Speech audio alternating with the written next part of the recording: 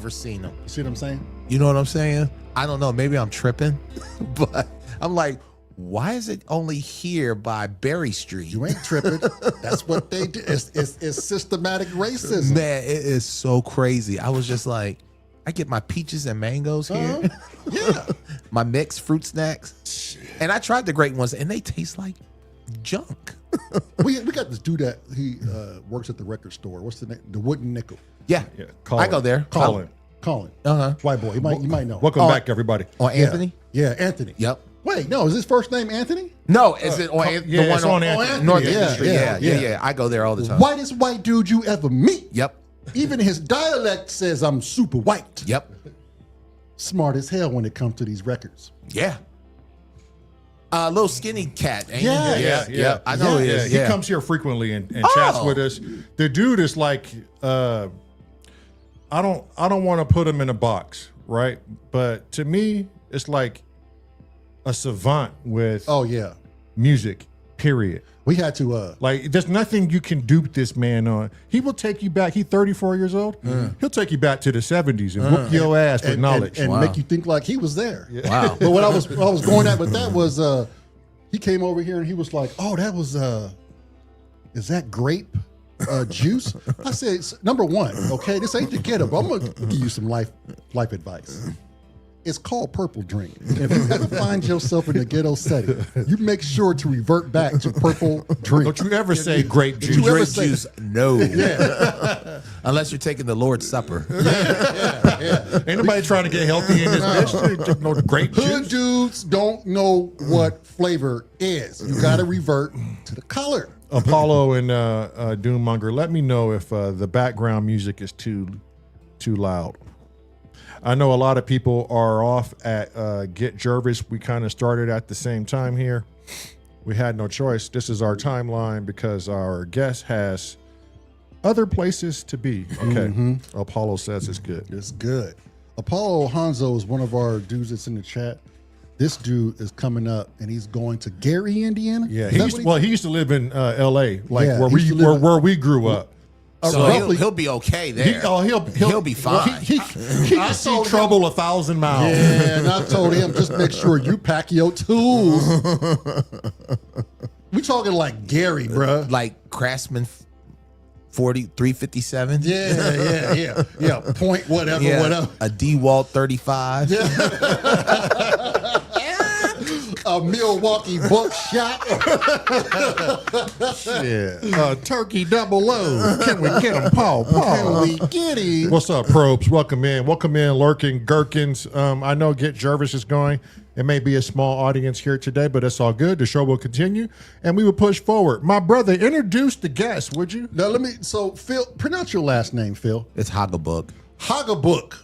Wait, say that shit again. Hagabook. Philip Hagabook Jr. H-A-U. Brother, did you just walk up out of a Henry Rollins or what is it? H-A-U. J.K. Rollins? Wadsworth Longfellow. Or a Uncle Tom's Cabin type setting. I was going to say Hogwarts or some shit. No, it's not Hogwarts. Okay. Harry Potter. German Dutch. That's the last name. You got to say that shit again. Hagabook. Now, we got like different enunciations for it. We got a Hagabrook, a Hagabooks. Like whenever we go to family reunion now, it's Hagabrook, Hagabooks, Hagabook, family reunions, whatever. And that just happened within the last maybe 20, 25 years. So is that y'all slave name, you think? That's my theory. Yeah. Only thing I know about our name, and I haven't gone to like Ancestry.com, but the original Hagabook house is in Savannah, Georgia, somewhere. Yeah, that's the slave name.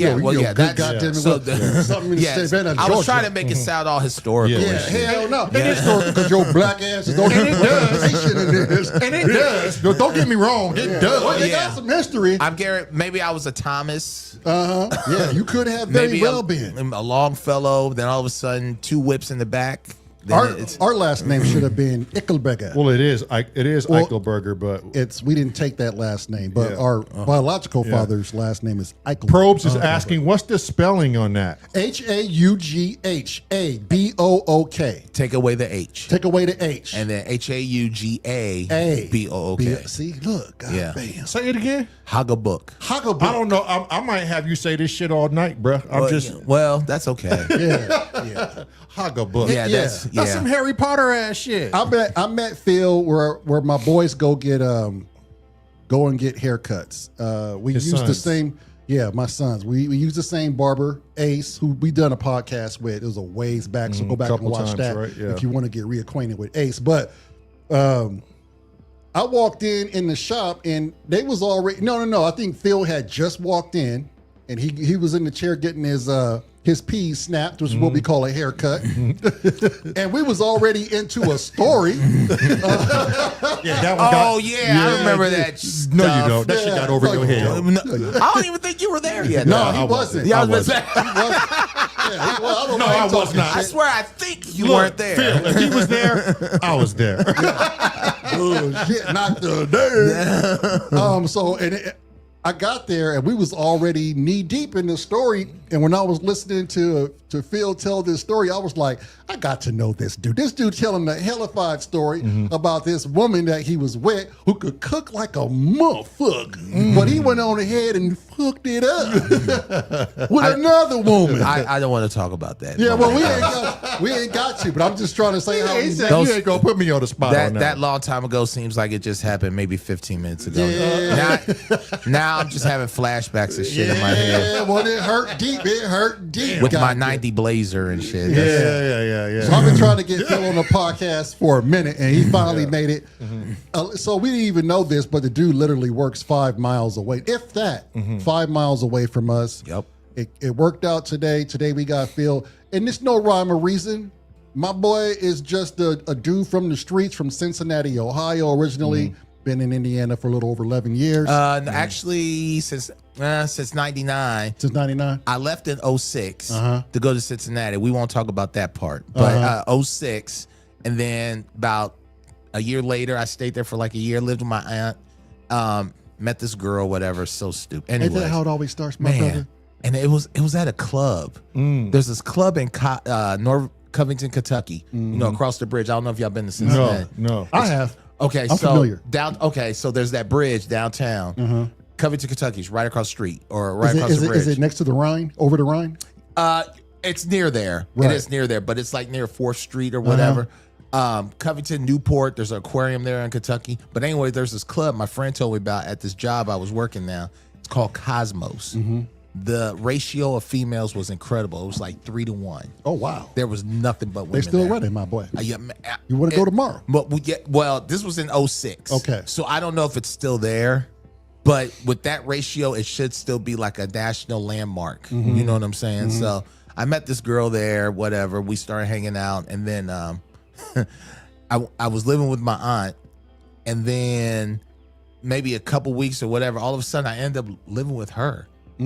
It was just, but it was such a weird like transition. It was just like, how'd I go from like Kennedy Heights where my aunt lives to like Covington, Kentucky? Right. You know what I'm saying? Yeah, it's just going the to the polar grocery opposite. store. It was just so weird. Yeah. Right. I mean, I worked in Kentucky, Fidelity Investments, and then but I was always there. She lived with 2 other girls, but she had like the meanest temper. She was like maybe 5'1". But she was Carried it. Man, but like a Napoleon complex. Oh, So crazy. She was conquering man, some shit. she would be tripping. The one time she was there's this Mayfest in Kentucky. wait, hold on real quick. Okay. To give you guys some context, Cincinnati and Kentucky, they meet up literally just like this. It's Right just next a door. bridge Yeah. over. Right next So door. when he's saying that it's not like he's way up north in Ohio. He's literally just a bridge over. Bridge over. Go ahead. Oh yeah, that's okay. And there's this festival in Kentucky called May Strauss or something like that. And a couple of her friends who I was cool with were like, "Hey, you want to walk around?" And she wasn't really feeling good, whatever. I was like, "Okay, yeah, I'll roll with y'all. Let me, ask Denise." So I went over and asked her, she threw the like biggest fit. She was like, "You're not gonna walk away with my friends, blah blah blah. How could you?" Started crying. I was like, "Guys, I can't go. I gotta stay here. Play Florence Nightingale. Damn. God dog it. Damn. Yeah. And then she would throw temper tantrums. Right. She was an artist. She could sketch. She could do pottery, mold things, shape. She had art everywhere. It was talented girl. The one time she had this vase made of clay, and we had another argument. She picks up this vase and just throws it. And it was a big vase. It was bigger than her. And she just picked it up and just threw it. I said, I'm gonna go ahead and leave. So I tried to leave. She would run out. She's like, no, wait, I'm sorry. I don't know what came over me. She would do that a lot, like that Jekyll and Hyde complex. Yeah. You know what I'm saying? Yeah. I mean, y'all know what I'm talking about. Yeah, to bring you back, so you don't go. 8 months later, you know, still. You ever wonder how she had like up-to-date shit in her house if she wasn't breaking it all every time? I don't know. Like, I'm surprised she didn't like rip a lot of the stuff the way we had these arguments. And it was like maybe 3-4 months into the relationship, we would argue. Normally it'd be still like the honeymoon phase. Right. You know what I'm saying? This was toxic. This man. Instantly toxic. I was like, God. Yeah. This is just what I get. Okay, and then when you moved, did you move all your shit over there? Kind of yeah, but kind of no. I still would go to my I was scared to go to back to my aunt's house with that walk of shame. Like, I fucked up. So, are you coming back here or not? Yeah. Saying no, Aunt Della, I gotta go. like literally, she's gonna kill me. She's gonna honk the horn. She'll probably like burn your house. So I gotta leave. Oh, which don't play with my aunt. Don't burn the house. But you know, but yeah, I ended up staying there. I was working at Fidelity, but that job was just like I'm not really an office dude. Okay, it was like an office job, and it was a temporary place. Okay, so Fidelity has this temp agency called Veritude, and that's who I was hired on. So I was like this auditor. I would audit some of these pamphlets, this financial prospectus, you know, from like different companies, Disneyland, Delta, Bob Evans, whatever. So, but I'm not really an office dude, y'all. So this place was so big. It was a big campus. Right. Like third shift, I would find like a room and just nod off. Right. And sleep. So I got too comfortable with that. So I would sleep in one of the dark office rooms or whatever. And I could have swore I heard a door open and close. But I was like, damn, I wonder if someone caught me. I was like, oh, well. Yeah. So I went on with my day. Yeah. Later on that afternoon after work, someone called. One of the people in the office said, "Yeah, turn in your badge. You don't work here anymore." And then I played it off. Is there something I did? Did I do something wrong? Yeah, your ass was sleeping. Man, how did they find you though? I don't know. It's such a big camp, man, dog. Every building had like an executive chef cooking lunches. Like this place was huge. Big glass doors, brick walkways. Deer was just hopping through here on some Disney film shit. This place was like huge. A paradise. Yeah. You know what I'm saying? Shit. Yeah, you know what I'm saying? And how you fuck that up though, my boy? How you fuck that up? I told y'all I'm not an office dude. Yeah. Damn, that's what I was trying to set that up for that. Right, yeah. Shit. Yeah. So I would have been an office dude. And I'm thinking back, and it was so like sophisticated. Yeah. You know what I'm saying? Yes. I had an email address, my own email address there. Boy. I had my own like profile, and you know I had to like do these reports. Yeah. You know what I'm saying? It was, You had a real job. I had a real job.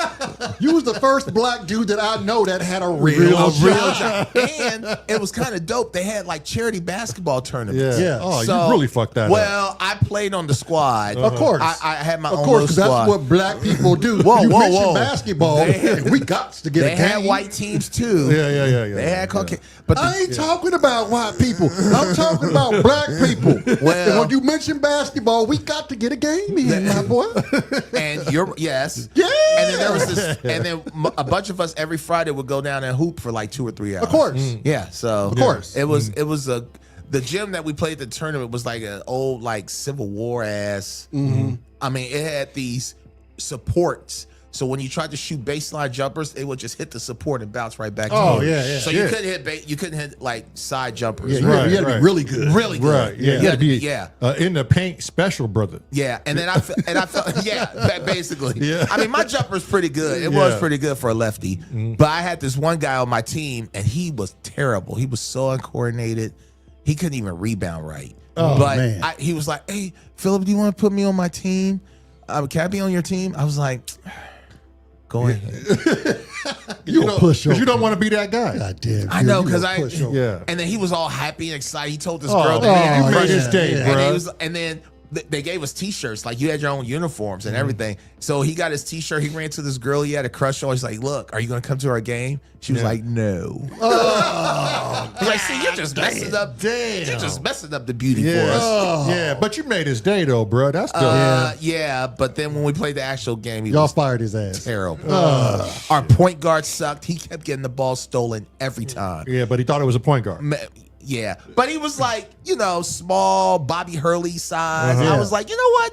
It might work out. It might. Yeah, But yeah. every time, as soon as he got the rock, 2 dribbles. Gone. And we still kept giving him the ball. Damn. God, that was so stupid. Damn. That was like in 06. And I still think about that shit. Phil said that was. You said it's scarred him for life. Scarred for life. Traumatic. Halftime, you know how I was the captain. You were supposed to give a speech. I Yeah. didn't say shit. I was just practicing jumpers. They were like over here. I was just practicing He's just hooping. like, yeah, I'm gonna go ahead and do this is right he, here. Is he going to give us some? We were losing by like Yeah. 15. Yo. And they were like, is he going to give us some motivation? No. Hell no. I ain't giving y'all shit. Yeah. Because what we need right now is for me to practice shooting this shit. Because I'm the only one making the fucking points in here. Yeah. I was like, you see what I'm doing right now? This is what we're supposed to be doing. Look, all net. Everything's hitting all net. Yeah, talking don't do this. No. Yeah. This motherfucker couldn't even rebound. He would try to catch the ball with his chest. How you catch the ball? With the bird chest. Phil said, I can't pump you brothers up. I already made bad choices by hiring this lanky motherfucker. And he was like a short. He was short, Damn. wide, You got Willie. him trying to get rebound. You don't pick the most I thought he was going to unathletic. be a defensive, Yeah, like a Dennis Rodman. Oh, he could have been a treasure. And he was, and he wanted to shoot. We did not want to give him the ball. Yeah. But we were like, okay, if he passes, he has to give it back. He wanted to shoot that rock so bad. Yeah. And every time You thought you had a Woody Harris. What is it? A white man can't jump. You thought you had a Woody Harris. No, we didn't. Yeah. It was like Philip Seymour Hoffman. What was that? Along Came Polly. Along Came Polly. Make it rain. He didn't make shit. Damn. Hey, look, tell us about your childhood. Where did you grow up? What was childhood like? What's the first thing you remember about your childhood? Well, Cincinnati, Ohio. But basically, my dad was a minister. Oh shit! Here we go. My dad was a minister, and he even told us the story of how he became a minister. We went to church. I remember going to like an African Methodist Episcopal church. Then we went. By the time I got a little bit older, we started going to Baptist. Then we went to a non-denominational. But around the time we started going to a Baptist church, he just came to us. Like before he announced it to the church, he's like, "Hey y'all, God came to me and told me I should preach." Oh. But the kicker is though, when we were younger, he was like an alcoholic cat. Oh shit. Yeah, he was like he drank. Like my uncles would always come over and hang out. And how old were you? Oh, I had to be at least 6 or 7 years old. Okay, so probably this is- kindergarten, this is- first this is- grade. You remember this? Yeah, you win. Yeah. It. Okay. Like my uncle, I remember my uncle Norman. He was like that one uncle that was like the crazy one. You know what I'm saying? So whenever he came over, we'd be like, "Oh shit." we all He got would- that uncle. We all He got would a come with crazy uncle. beer. He would have double-fisted beers, Yeah, walking yeah. right in, ring the doorbell with them shits. Yeah. You know what I'm saying? Yeah, basically. Yeah. He's like, Where's my brother? And he's like, "You mean my father?" Yeah. Where your daddy, boy? So my mom really didn't like him or whatever. The one day my dad was at work and my Uncle Norman just shows up drunk. And then, he was like, "Where's Phil?" And then, my mom, "He ain't here. Get your ass out of here, blah, blah, blah." And then, my uncle would cuss at her. They would cuss. My mom's from Tuskegee, Alabama, so she didn't play. Yeah. So, they were cussing at each other, and then he finally left. And I don't even know how he got there. He just, he walked. Or just appeared. He just popped out of nowhere. Yeah. And he didn't have a car. I was like, where'd you come from? He's like With Shazam. 2 beers. I was like, damn. I was like, did you take the beers and use them to fly or whatever. But yeah, and then, Propulsion like a motherfucker. Try rocket malt liquid. Get you an 80 pack today. Shit. But a 40 ounce will get you 40 miles. 40 leagues. You don't know a brother who knows a brother who can drink this shit. But my uncles always came over, and then but once that stopped, even though they tried to come over, whatever, drink, my dad quit drinking. But we would always have like church services in the house. I mean, they weren't like full blown church, Lord's Supper or anything like that, but like church hymns, and then like each one of us had to say a prayer. You know what I'm saying? Are you still religious, or are you? I am. Yeah. I mean, I'm not as frequent with the church though. Yeah. I mean, I'll admit that. I don't go as much as I do, if anything. My brother though, he's this. And I think he wants to do it because he wants to make my dad happy. I mean, maybe he's doing it for himself and some for childhood the approval type but shit. him and my dad were like, my dad was like his favorite. Whatever my father did, he would do. So he's like, yeah, Phil, I'm leading the Bible study for my men, and he's doing all this stuff. And then when he's on Instagram, he does this shit to where he'll open up the Bible and he'll point at the verse. It'll just be his finger, a picture of the finger where the verse is. And under the caption will be the verse. And he does that shit. I just like scroll up. Yeah. He's one of those dudes. And then now, and he does bodybuilding. My brother does bodybuilding. And he's been lifting since he was 12. No, 10. I was 12 when I started. He kept going. I stopped, whatever. My dad got some weights from this guy's at GM. My dad worked at GM since 1966. Okay. And then he retired. My mom worked there too. She was on disability before she finally retired. But my dad got these weights, and my brother, I think because my dad, got him, he wants to keep going, blah, blah, blah. But now he's on Instagram. He got his professional bodybuilding license. My brother did. And now he's, talking about 5 ways you can improve your cardio, or y'all want to get rid of that stomach, improve your glutes. Here's these things, but they're like selfies. So again, I just say scroll up. Dude, I don't need to see this slim good body shit. I don't. Y'all was just gonna hate on this. I don't need this shit. I remember Richard Simmons when I was a kid. I don't need this shit. If you look better than me, I'm about to hate on him. He does that, which is good. He does that. He's got my nephew, trying to lift weights. He has clients. He does like this private. He had a gym, but COVID closed it, whatever. But he got my nephew. My nephew's a great tennis player, one of the top tennis players in Michigan. Oh, wow. So yeah, he he's got him lifting weights or whatever. And like I said, he's got clients. He'll take pictures of that stuff. And he does this shit to where he'll go to a gym and he'll show himself lifting, and he'll put it on Instagram. Just got that ego and going. One more time, I'm like, scroll up. Scroll up. I try to scroll up. I don't like that shit. I don't put a heart on that shit. I don't do none of that shit. I don't put no. Yeah. But that's your brother. Yeah, that is. But nevertheless, I was like, I already know he does this shit since Right. You know what I'm Brother, saying? if you watching, shit, Phil don't give a good goddamn what you doing. At least he ain't telling me that. Well, this episode, I was like, hey, man, I was in the podcast, but I won't tell you what I was saying. You can watch the other episodes, but don't watch this one. In particular. What else was childhood like? What was the music being played in the household? I was hip-hop. Hip-hop? I'm a hip-hop What was the dude. parents playing? Gospel, R&B, Okay. Motown. I remember my parents had vinyl. I collect vinyl. My brother, who's the big muscular dude, he'll sing R&B. You know what I'm saying? Yeah, big old dude with a baby voice and shit. He thinks he can sing, but but my mom, she was in the choir. My dad had a doo-wop group in high school. Oh, wow. So yeah, that's pretty cool. So like my sister, both my sisters, they're the best singers. But my brother, he thinks he can sing. He loves R. Kelly. He had. So he like pissing on bitches. Oh no, I don't ask. What you just told me was I shouldn't even. your brother I like shouldn't even start pissing on bitches. I shouldn't even started with that. Did he go to the Academy of R. Kelly? Is that where he went? No, He went to the Academy of R. Kelly. Okay. I heard it's hard to get in that school, bro. I shouldn't have started with that. I should have said like Babyface or or someone else like That ain't no better. more wholesome.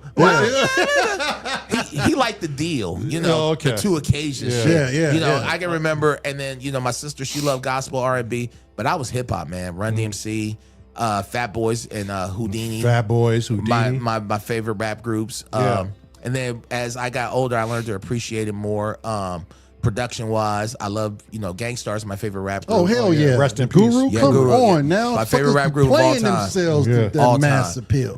Man, and P Rock CL Smooth. Oh hell yeah! I was that Mobb Deep, EPMD. Eric Sherman. I was that dude. Leaders of the new school. My parents, I wanted them to get. I wanted SP 1200. Right. Back when I graduated. Yeah. That was RZA's thing, wasn't it? Yeah. Too? A lot of people. Yeah, the 36 Chambers album was produced by SP12. But Pete Rock, that's when I noticed the SP1200. Okay. But like Teddy Riley, he played with the SP1200. I don't know if y'all knew that. I didn't know So is that where he got? Yeah, the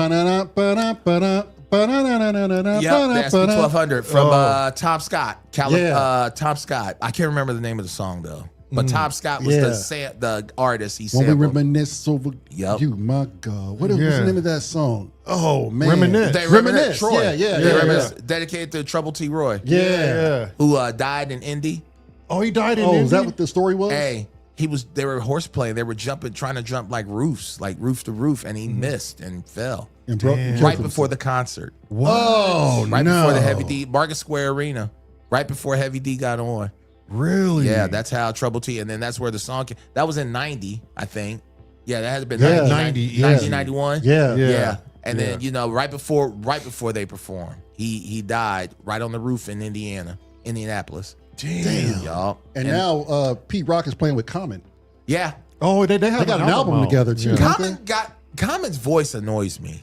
Yeah, but I only got the album because of Pete Rock. Okay. Right. Yeah. Right. Well, Common is that they say he's the one that's like you. He's like a wine. You have to have the palate form, or you don't. Yeah. And that nasal flow. His earlier stuff. He says lyrics. He's got lyrics, but I'm a voice dude when it comes to hip hop. So like, you gotta have cadence. You gotta have the voice. Like I don't like Mos Def. Right. I don't like Kendrick. I don't like Kendrick Lamar. Yeah, a lot don't like Mos Def because he mumbles and you can't really. Hang on. Synth Punk says Cincinnati Reds fans. I saw Willie Mays play with the Mets against Cincinnati Reds, but then the Mets lost it. Was Willie's last game too? Damn, Synth Punk. The fuck? How old is he? Yeah, how old are you? Because Willie Mays Hayes, that motherfucker. Well, that was in Major League. That was. You're talking about. He's talking about Wesley Snipes. Yeah. Fuck you, J Boo.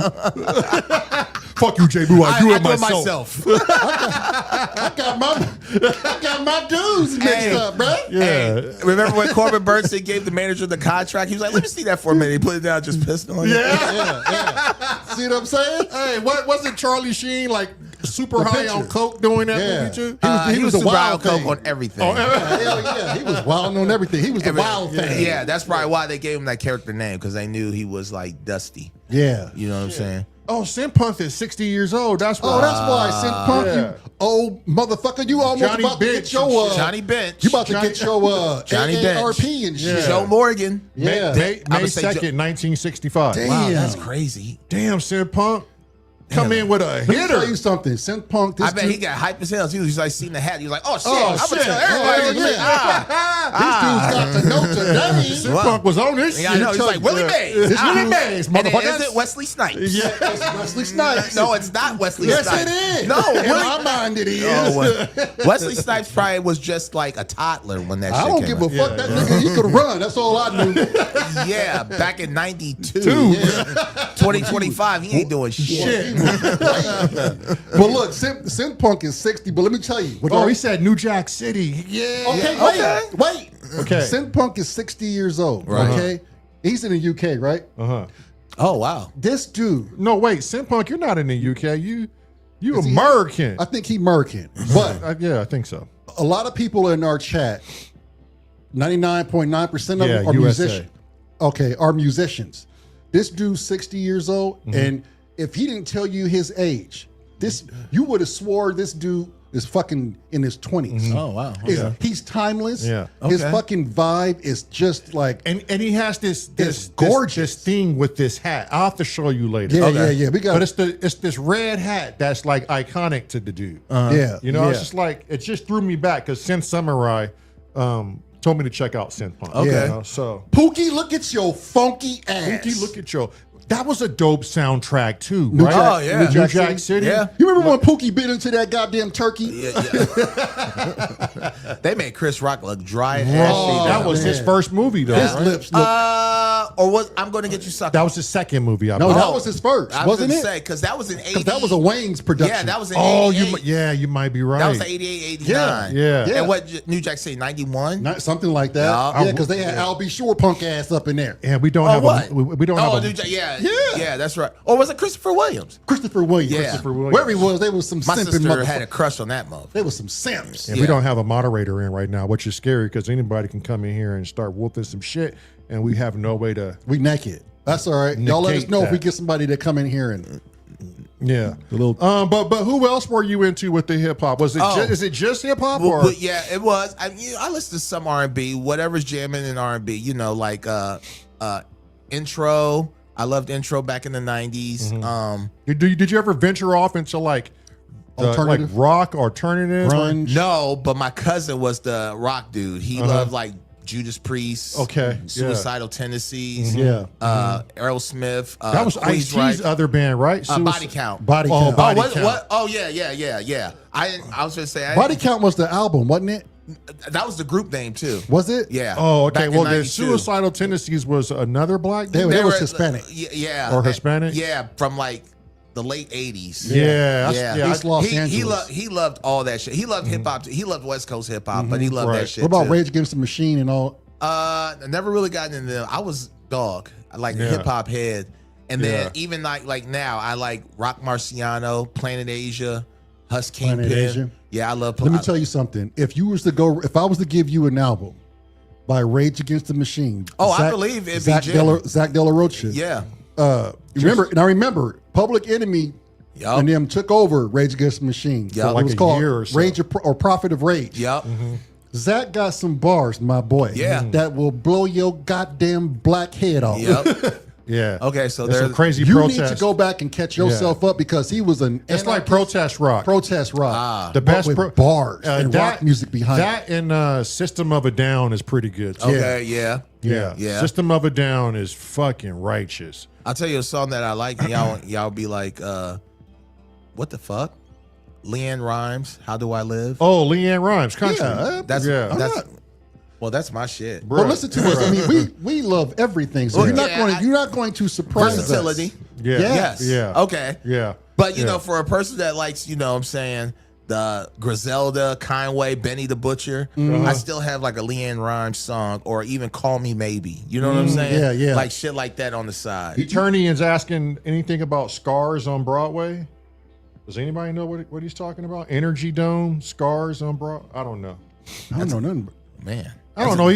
That's another dude that jumped on the typewriter. Man, we got a Ooh, crazy ass. Well, Eternian's ass from Australia. I don't know what them. He's wild. I don't know what them He's fools from do down Australia? under. Yes, yeah. So he's probably boxing with like a Kangaroos right and now. shit. Yeah. Or even a tarantula Yeah, that's like yeah. the size of this room. Yeah. Yeah, them wolves, whatever spiders they got Yeah. out there in the toilets. Yeah. And shit. Them- Like them- fuck that. Yeah. Australia. You Yeah. can't even take a I- shit I am not- without a spider trying I'm to not sample saying your Australia's ass. a bad country, but I will never visit. The shit I read, Yeah. Oh, like yeah. bugs. everything is dangerous from Yeah. fish to foul. Yeah. And, They got goddamn owls that'll pick a dude up off his goddamn feet. like the castle, was it the castle ray? The wingless bird that has like claws that are big as you? Yeah. Ain't no need for nothing like No, that. and can run like 65 miles an There hour. ain't no need for nothing There's like that on the need. planet. What was like I don't ever question the Lord's work, but what was the Lord saying? He was like, you know what? I know all these birds fly, but let's see. That's so he can get. Let's see how fast they run. That's so he can get dudes like you and me to run. Shit, I don't know what the fuck it is you're talking about, Eternian, but God damn it, Stop trolling us, man. If you trolling us, A kookaburra. a kookaburra. No, that's not. What about For the the win, he said. A kookaburra for the win. That is not the. Is that the bird that we're talking He about? said birds of prey all day long in Australia. Birds. Fuck your Yeah, ass fuck up. that. Yeah, okay. Yeah, So you- you're gonna walk to the store and Yeah, all of a you- sudden you got talons on your shoulders. Yeah, Yeah, fuck see, all that. You can and keep that. Fuck. And they feeding that. on you in 2 minutes later. Feeding you. Feet. Yeah. And the baby birds are probably just as big as Just the big mama as bird. yours. You know it. You know it. You know And it. they love dark meat out there. Ain't nobody got time for no And bullshit then you're like that. hovering over the nest, and them beats are just open, Yeah. Yeah. just ready to Just gnaw, wait. Just gnaw wait. on your toes. Fuck all that. Look, Phil, what happened to hip hop, brother? In terms of, hey, I'll tell you real quick. And here's my theory: after Tupac and Biggie died, everything changed. I didn't even give you context, and you went in like Oh. this. Let me tell you. No, Okay. go ahead, go. Well, Because you own it. I okay, mean, I'm gonna shit. say that. Then I'll let you go No, ahead no, further I ain't got elaborate. shit to say. Go ahead. Go ahead. Well, my theory is after Pac, Biggie, Big Pun, Big L, they all passed away. Everyone was like, "Ooh, now's my chance to shine. Let me go ahead and get the spotlight." But then, as the time evolved, changed, with AI and all this other stuff, we got these rappers that think they could just say anything, and people love it. Right. Like to where they can, they think they can understand what they're saying. They even created another genre of rap called mumble rap. Yeah. Right. That's when shit is fucked up. And, And, I don't know how old y'all are or whatever, Yeah. but you know what I'm saying? Around my time, that has never been ever a concept. The Public Enemies. No. The Ice-T's. You can understand, and it was a movement. And it made sense. And it made sense. They knew what they were talking about. Right. Everybody was versatile. You had Slick Rick with storytelling. Yeah. Karis One with his political. Public Enemy. Ice-T even said some political shit. Right. Even Cop LL Killer Cool came J, out. Yeah. Even Yeah. LL Cool J. Right. One of the most versatile Yeah. voices. Lip licking sick son Now, of a bitch. and you know what? You're right. But I've never and, met a dude who everyone's- licked his lips so goddamn much. That's the woman. That's for the women that he does that shit for. Yeah, it is. It He's a is. ladies' man. And now, and he made everyone's like, oh, LL, the girls and all that other shit. But deep down, LL had some versatile shit. The Mama Said Knock You Out album, had a bunch of He topics. had a joint 3 weeks ago that's fire. I didn't like the album, the new one. It was something and that it was wasn't fire. his fault. I didn't like Q-Tip. I don't like Q-Tip as the whole production. Oh, was the Q-Tip the whole? He did the whole beats. He did all the beats. Oh, damn. Wait a minute. Q-Tip did the beats? On the Force album, he Okay. did all the beats. This is a It's recent mid. album. Yeah, early February. Yeah. Maybe. Okay, yeah. 20, So that one Eminem, track he that got I a song heard, with Eminem. but that Yeah. one track that I heard, it was going hard. It was There's a couple of Yeah. there's some shit. Yeah, but you video- wouldn't download the album. No, bro. you I- won't. I promise you. No, thank you. Thank you. Oh, Yeah. No balance. There was no balance. Now the Clips album kind of surprised me. It has a little bit of balance on it. Pharrell did all the beats, and that's pretty good. what about Stickman from Dead Press? I wasn't really a Dead Prez. There was some of his Bruh. early stuff. Yeah, Stick but them in and Have you heard the album M1. Information Age? Oh my God, bro! Jamming? They switched it. Their up. last album. It was their last. They album. detoured from the hate message of white folks and the man and suppressing society and went complete suppressing conscious. black folks. They went complete conscious to where none of that shit matters. We all are part of the information age, and we're all oppressed in the system. And they really pushed the agenda further than the bigotry.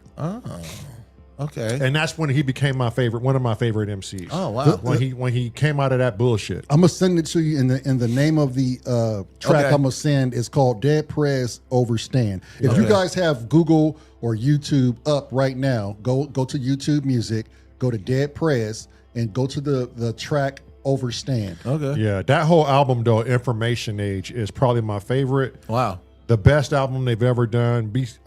Their first one was good. Don't get me wrong. Yeah. but Let's get free. Let's get free. Yep. But you ain't gonna find a smoother track that is so universal conscious But based. that whole album is just It's nasty. right. It's and nasty. they predict the future on that one because they came out like I want to say like 2010, 10 years ago, maybe more. Yeah. Okay. And 2011, 12. they really predict the future. And on that's that. the thing for me with hip hop now. Obviously me older, balance. I want an album to have balance, substance. Right. You know what I'm saying? Yeah. It makes sense. Obviously, you know, we're older and we know we there's have some to young have cats. substance. Yes. Yeah. And there's some young cats that I've talked to, whatever. They're like, hey, I like that, whatever you sent, or blah, blah, blah. I'm not a Lil Uzi Vert fan, you know what I'm saying? I don't like Drake. I'm not a 21 like Drake. Yeah. I like Kendrick Lamar though.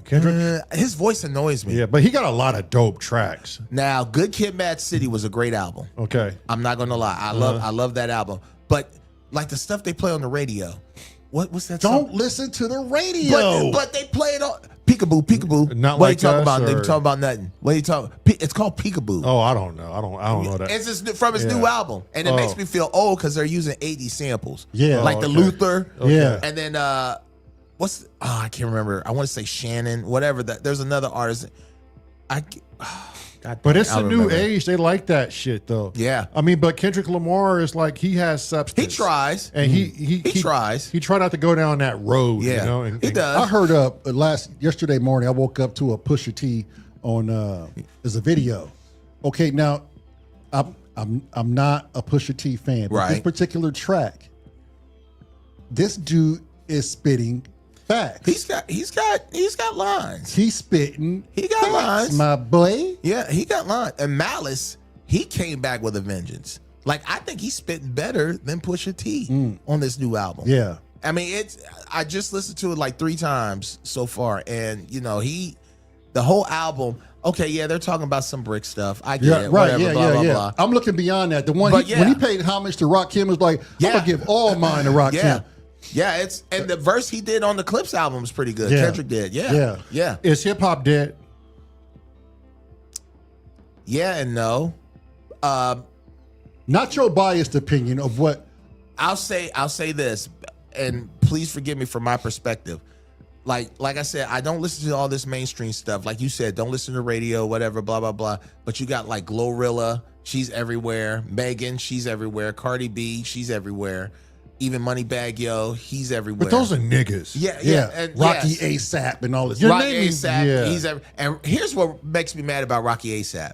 Some of his lies, he talks about like shooting people and all that other Right. stuff. And it ain't about that life. But when he was in court Yeah. and he found not guilty, he jumps over to the audience to hug Rihanna. So I'm like, okay, so you are scared of jail. Yeah, Right. You know what I'm saying? They're not about that life. Right. They Yeah. only about the money to push a negative agenda Yep. to sink as many impoverished or ill-minded children in one particular direction. And that's the point.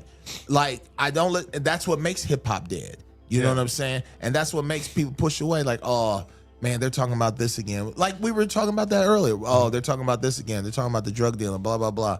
But I've always been a guy who listens to great production. I'm a music dude first. Like if it doesn't have a good beat, it won't grab my attention. Okay, you got a good beat. Now What are you talking about? exactly. And how are you portraying yourself? How you portraying And yourself? is every woman a bitch? Yeah. Yeah. You know? Exactly. Yeah. And so, you know, if we could just stay away, but it's been like this for ages. We always listen to this mainstream. We always listen to the people that everyone's hearing.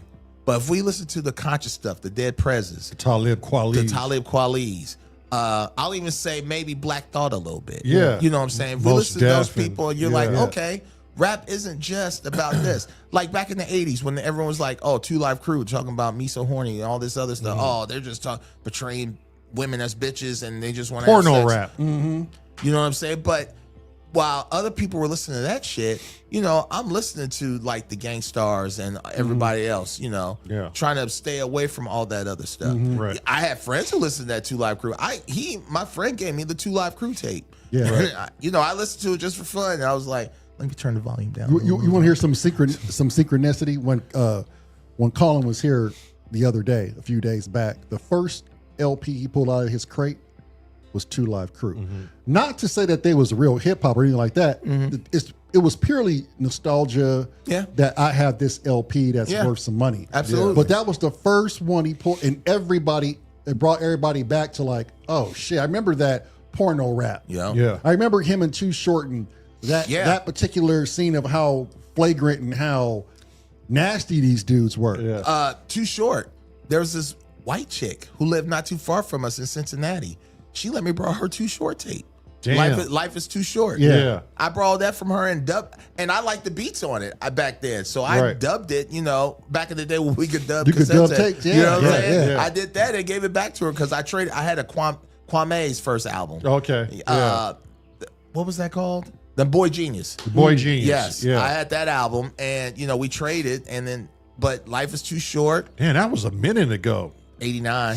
Yeah. I loved cuss words. Yeah. Nobody does it better. He had great beats on the Who City was of that? Dope. Who was that one-hit wonder Paperboy? You remember that? Diddy. Song? Yeah. Y'all are some Diddy fans. Bro, we Turn wore that shit. we Yeah, wore the that lettering shit this out. shit. Yeah. We wore that shit out. I'm He ain't telling lying. you. He ain't lying. Tell them how bad we wore that shit out, my boy. So wait, I'm gonna guess this. What about Ghetto Jam by Domino? Domino, The yeah. Ghetto Jam is about to Domino's from Long Beach, too. Yeah, wasn't he? that's right. Yeah. He's from the north side. Yeah, he's from the north side. Okay. So hell yeah, we would listen So to y'all Domino. listen to that. Yeah. So y'all listen to I Wish I Was a Little Bit Taller. I wish I was more like Ahmad Lewis back in the day. That's who it is. Yeah, that's who I was thinking about. Yeah. But Ahmad got bars. He got bars. And he was in That another dude group. can rap. Yeah, he had another group. Yeah. He was in a group and he had like lyrics. It was a female with him. God dog it, I can't remember that either. Simpunk said, what about Live in Color from New York? Oh hell yeah. Okay. That's a rock band. You may not know I that. know who Living Color is. Yeah. Formed in 1984, Yeah. the band consists of guitarist Vernon Reed, lead vocalist Jesus. Corey Glover, the drummer Will Cahoon, and bassist Doug Wimbish. I think they just did a concert. Did they? They probably did. I think they Are they did. still I think- active, Simpunk? I thought they were. He was like, yo, the Jackson 5 and LL Cool J. Yeah, we was on that LL Cool J. Yeah. But the Jackson 5, I wasn't on the Jackson 5 like that. We're I got 47. the vibe. So, I mean, we was there. We was I there. tell you what, Moms But- grew up with some of that, and Moms was loving the Jackson. Yeah. Five. Yeah. I just don't know why I wasn't into it. Yeah. My mom, she loved Barry White, Teddy Pendergrass. Teddy especially. Pendergrass. Teddy, Yeah. yeah. She loved them. When you first heard, is it Michael McDonald? When you first heard him or Bobby Cadwell, did you think, oh, these dudes are black? The only ones, and I don't care what y'all say, Michael McDonald, I knew he was white, but he was jamming. I was like, man, he can make anything. Soulful. Yeah. Man, Color Me Bad. Color Me Bad. The lead singer, I thought they were black. Yeah. I thought they were all a black group. Yeah. And then I saw him on Soul Train in the music video. I was like, oh shit, this dude's white. Yeah, Color Me Bad. Have you seen him now though? No. That motherfucker looked like John Candy and shit. Oh shit. Just Man, big. He looked like he ate all the group members. shit. Yeah, he's why? like 360 easy. Oh, wow. Easily. How about Bobby Cadwell? No, not really. Because Come on, when you heard that bumping in the house, you trying to tell me you knew he was not a brother? He had me He fooled. got 17 years on the Simpunk. What do you say? He had me fooled. he did. Yeah. Oh, bro, come on. No, not really. Michael McDonald and John Candy and shit. Yeah, he following. He following. He tracking. I saw the Doobie Brothers in concert 2 years ago. The Doobie yeah. Brothers? Yeah. Oh, okay. Hey, the saxophone player was trying to get laid. Yeah, he Yeah. was playing his ass off. Man, every solo he would just walk out, casual with his sax, and just. I was like, man, this dude is trying to get a girl back to the hotel. Yeah. Probably tearing that up. Probably ain't got to try. And that's Right. one of my But other why he goddamn playing? basket. And that's Yeah. why he knew he could do that stuff. Yeah. Man. Uncle Buck, John Candy. Hell yeah. Hell Eternian. yeah. Oh, wow. He's Yeah. damn. He's naming all the references. Wait a minute. Yo, Eternian, how old are you, bro? Yeah. Uncle Buck. How you know about 39. Uncle Buck? Yeah, 39 or 31, and My parents had the DVD. yeah. I'm a nostalgist, okay? Yeah. Crazy Wabbit say he loving that Cincinnati Reds hat. Oh, thanks. Oh, No doubt. yeah. Daryl Hall and John Oates. I thought Daryl Hall was black. Yeah. Well, Daryl Hall is black. You ask Well, CeeLo yeah, I Green. guess he is, You ask technically. CeeLo Green, that dude black as hell. Yeah, I guess. He the But only how whitest about black them? dude. They're fighting like a mug. Yeah. Who? Daryl Hall and John Oates. Yeah. Are they? They are not getting Wait, along. but didn't Daryl Hall pass away or No, one of the Oates pass? I thought they were still alive. But they are having an issue with like ownership of music right now. Just sell that shit and be done with it. Really? Do what Bob Dylan did and sell all your shit and be done with it. You're going to die regardless. Now, Bob Dylan, he's a different character for me. Yeah. Like, the voice isn't the strongest. No, but it's good. He's got Dylan great is lyrics. awesome. Yeah, his lyrics. He's got is He lyrics. used the babysitters. Bob Dylan? It wasn't him. He was busy. He didn't. He was at the house, bruh. He was at the house. He but was his, at the wait, house, His bruh. nanny who watched Jacob Dylan was the ones that watched us. Yeah, but he was there. I know you Yeah, remember he him was being- there, but Bob Dylan wasn't watching two little black ass kids, Yeah, bruh. well, he was watching my ass when Pops was outside his fucking window plastering his fucking house, nigga. He was watching me. There you go. Well, his kid. I'll tell you what. He was Jacob, probably watching us to make sure we didn't steal something. Jacob Dylan, his kid. Okay. From Bob Dylan's kid? from the Wallflowers. Jacob Dylan. Okay, He had a yeah. band. This dude would run around the house with dildos in his hand and What? condoms and shit. condoms and shit, And blow them up in front of us. So a little history. He probably don't even remember this shit. Not our biological father. Watch you get out there in the ether where it's gonna be like, those are the two fucking twins that came to the house. Yeah, not our biological father, but the guy who actually took us in and raised us, because our biological father was like, they ain't mine. Typical black dude shit. But Joe Dixon, who we got the name from, he was very renowned in Los Angeles for doing stucco. But stucco for the stars. Yeah. I'm talking like Alice from Mel's Reggie Diner, Jackson. Reggie Jackson, Kareem Abdul-Jabbar, Abdul-Jabbar. and he had the contract for the stars. So it wasn't uncommon for my brother and I to be at a movie star's house. Unknowingly, we were only like 5-6 years old. Wow. But there was these pivotal moments where we knew who the person was. Either Pop would talk about him, or somebody. My mom would know. Or So when we went to Bob Dylan's home in Hollywood Hills at that time, or wherever it was at, big ass house. That's all you know. You go in there, you see records on the goddamn wall, and you see the house is extremely yeah. clean. Extremely and clean, shit. and I then- remember Kareem Abdul-Jabbar's house when we sat on. I had to go pee. His and then toilet was- Pop sat me on the toilet. I was like, God damn, why am I way the fuck up Man, here? tall Like, as what hell. the So we went to Bob Dylan's house, and we didn't know, right? We were just playing with another kid, Right. And that's what we was introduced to. And this dude had all the motherfucking He-Mans, my bro. Yeah, he had his toy collection. His toy collection was point. off the hook. And we were going there a lot until the project was done. I think it was like almost like a year project. It was long. And he did an addition to it, and we were like, okay, this is where we at. And I mean, it was cool. From what I remember, we were like, what, 6, 7 years old? Yeah, we was stupid But, young. I mean, it was cool. It was cool to be in all these movie star homes, and then to have our father like just known like that, you know. But That's crazy. But then when crack came out, he got addicted to it and lost his entire career. And then he eventually died of cancer when we were 13. And But he got us into like dirt bikes, horses, and Wow. and there was the stables. They had stables in the all hood. black cowboys. All black cowboys. It was just a in bunch Los of Angeles. it was a bunch of conservative black men who followed like shit like Malcolm X and shit and Huey Right. Newton and Bobby Seale. Yeah. because they were all libertarians and conservatives. That's something they try to keep under wraps. And so they were pro America, and they were making the America they wanted, not a dictated America. So we had all these black people into horses and hunting, and they filled up this entire block. I think it was off of like El Segundo and Figueroa. right? Okay. And so everybody would go there. You would see all these amazing different Tennessee Walkers and Thoroughbreds. just thoroughbreds That's and crazy. quarter horses. And this is like the height of the 80s where crack cocaine and gangs is prevalent. And my yeah. brother and I was fortunate enough to be like raised by this dude, Right. which is so rare in its own right. Right. But there was these two other black kids. Remember John and Myron. Yeah. And they eventually moved up to Handsome Dam. And I'm sure they still involved with horses. It was a lifestyle. Right. And I wish I could go back then and been so and told myself I'm so fortunate to be living Right. a life with something that it should not be existing Right. Right. in this time era.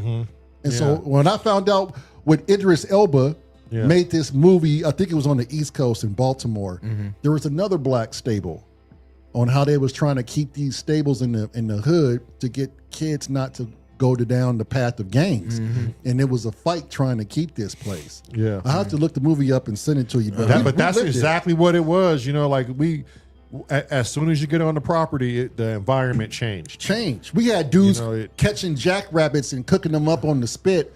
Yeah. Making it for everybody, like showing you how to skin rabbits, rabbits and how to live, and it was just like, man, this shit. Crazy. It was crazy, bro. Wild. It was crazy, and my mom was no stranger to it all. She would find herself in situations where you remember Red Fox. Yeah, Red Fox would approach her in Vegas, and I think she was there for 3 days. It wasn't Vegas. It was on Crenshaw. It was a club in Crenshaw.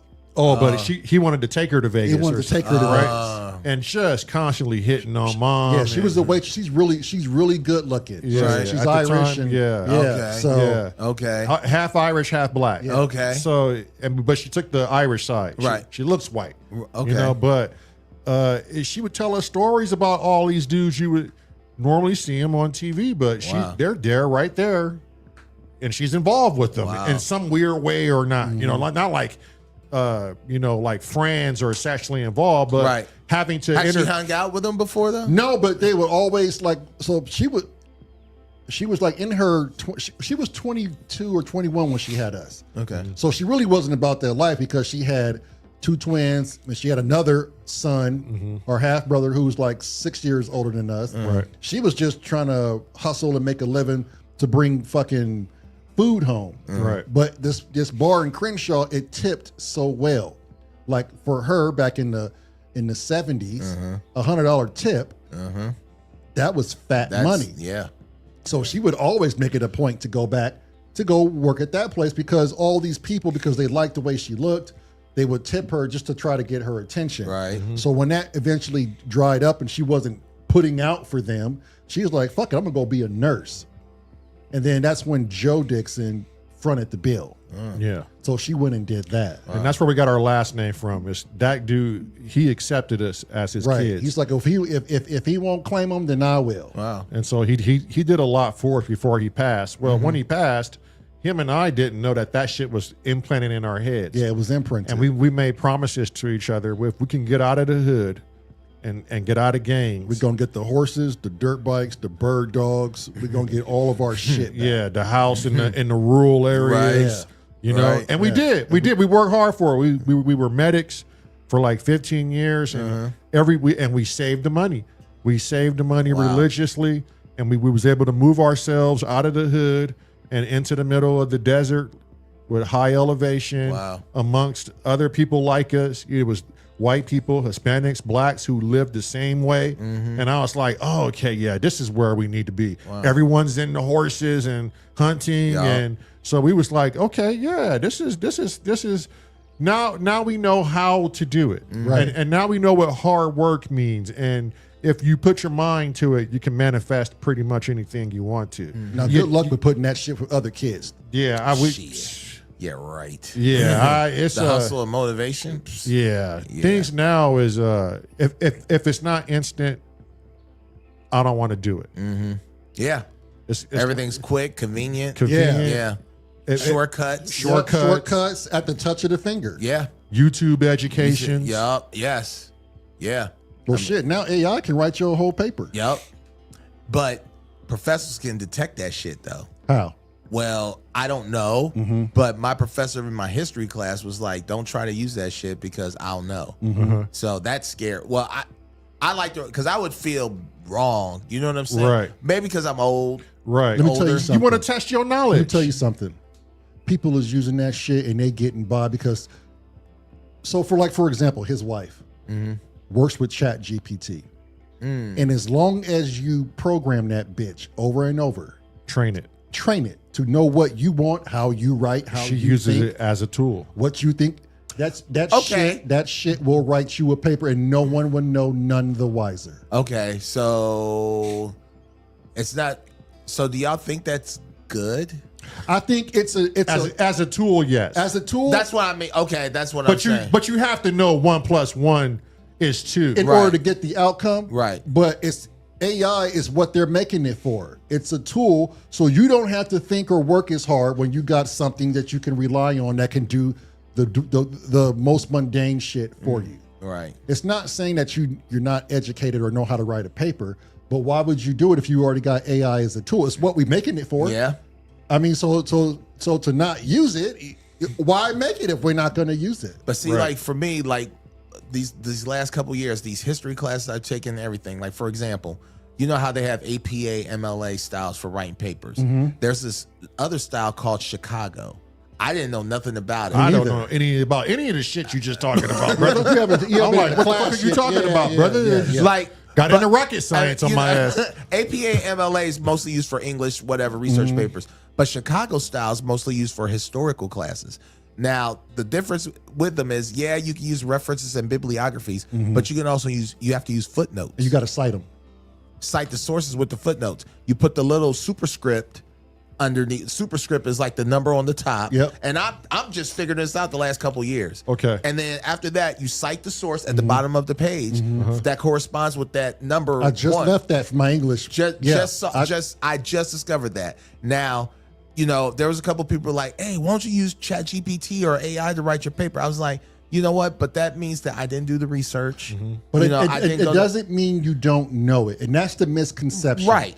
Just because, let's just say you really have a passion, you want to be a psychiatrist, and you have a passion for it. But right now, your age or whatever, or your brain, how it doesn't work, you are not good at writing papers, but you're good at everything else. Okay. If you need help, this is why we have AI. Okay. You implement the help. It's not taking away anything from you, because you still got to do the work at the end of the day. You still got to take the test. Right. You still got to do all this. It's just teaching you how to formulate words, and you learn from it. That's what I believe. Right. But my problem with that would be, you know, like I said, doing the research or looking. Because like when I was doing my papers, you know, searching databases, looking up titles, authors that correspond with like my research title or research paper. Like, how does that work with ChatGPT? Do you basically just talk? So you have to be able to prompt it.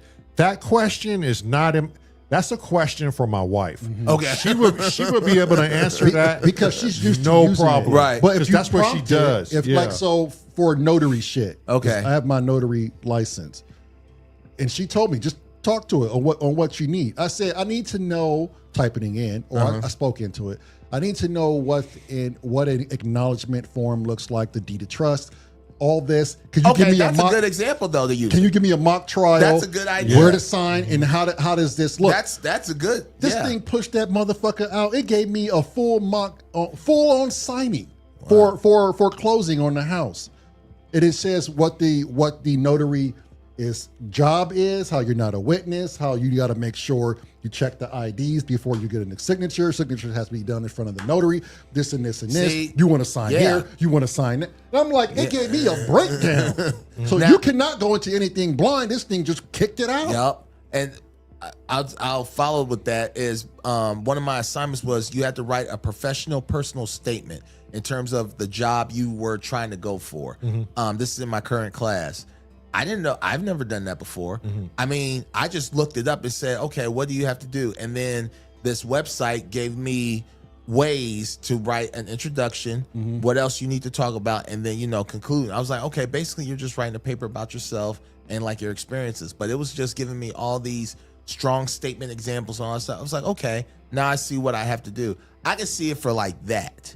Like how you were also talking about. A template. Yes. Yeah. Show me what it looks like, what I need to do.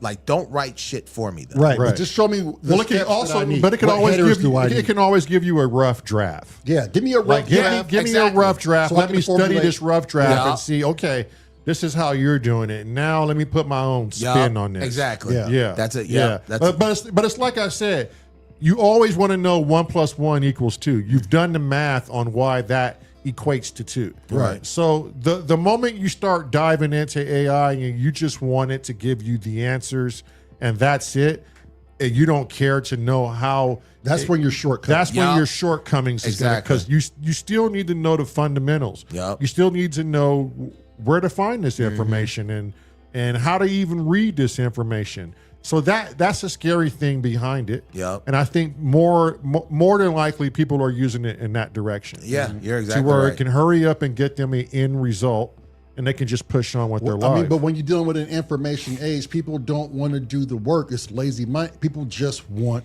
the answer. Yeah. Right. I don't Instant gratification. I don't want to know how they came up with how many miles it is to the moon.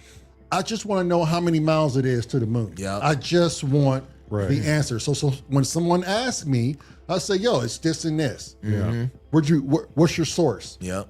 It's from this. Yep. It's what a NASA already printed out literature. Yep. Yeah. Why do I have to learn it when they already print the When shit? they already Right. said it, yeah. I Exactly. mean, but that's the thing too. Already in this game of life is even without AI, if someone was to give you some information, what's the likelihood you go back and you investigate what you've heard? honestly, after I wrote those papers, I'm like, I'm done. Delete. There you go.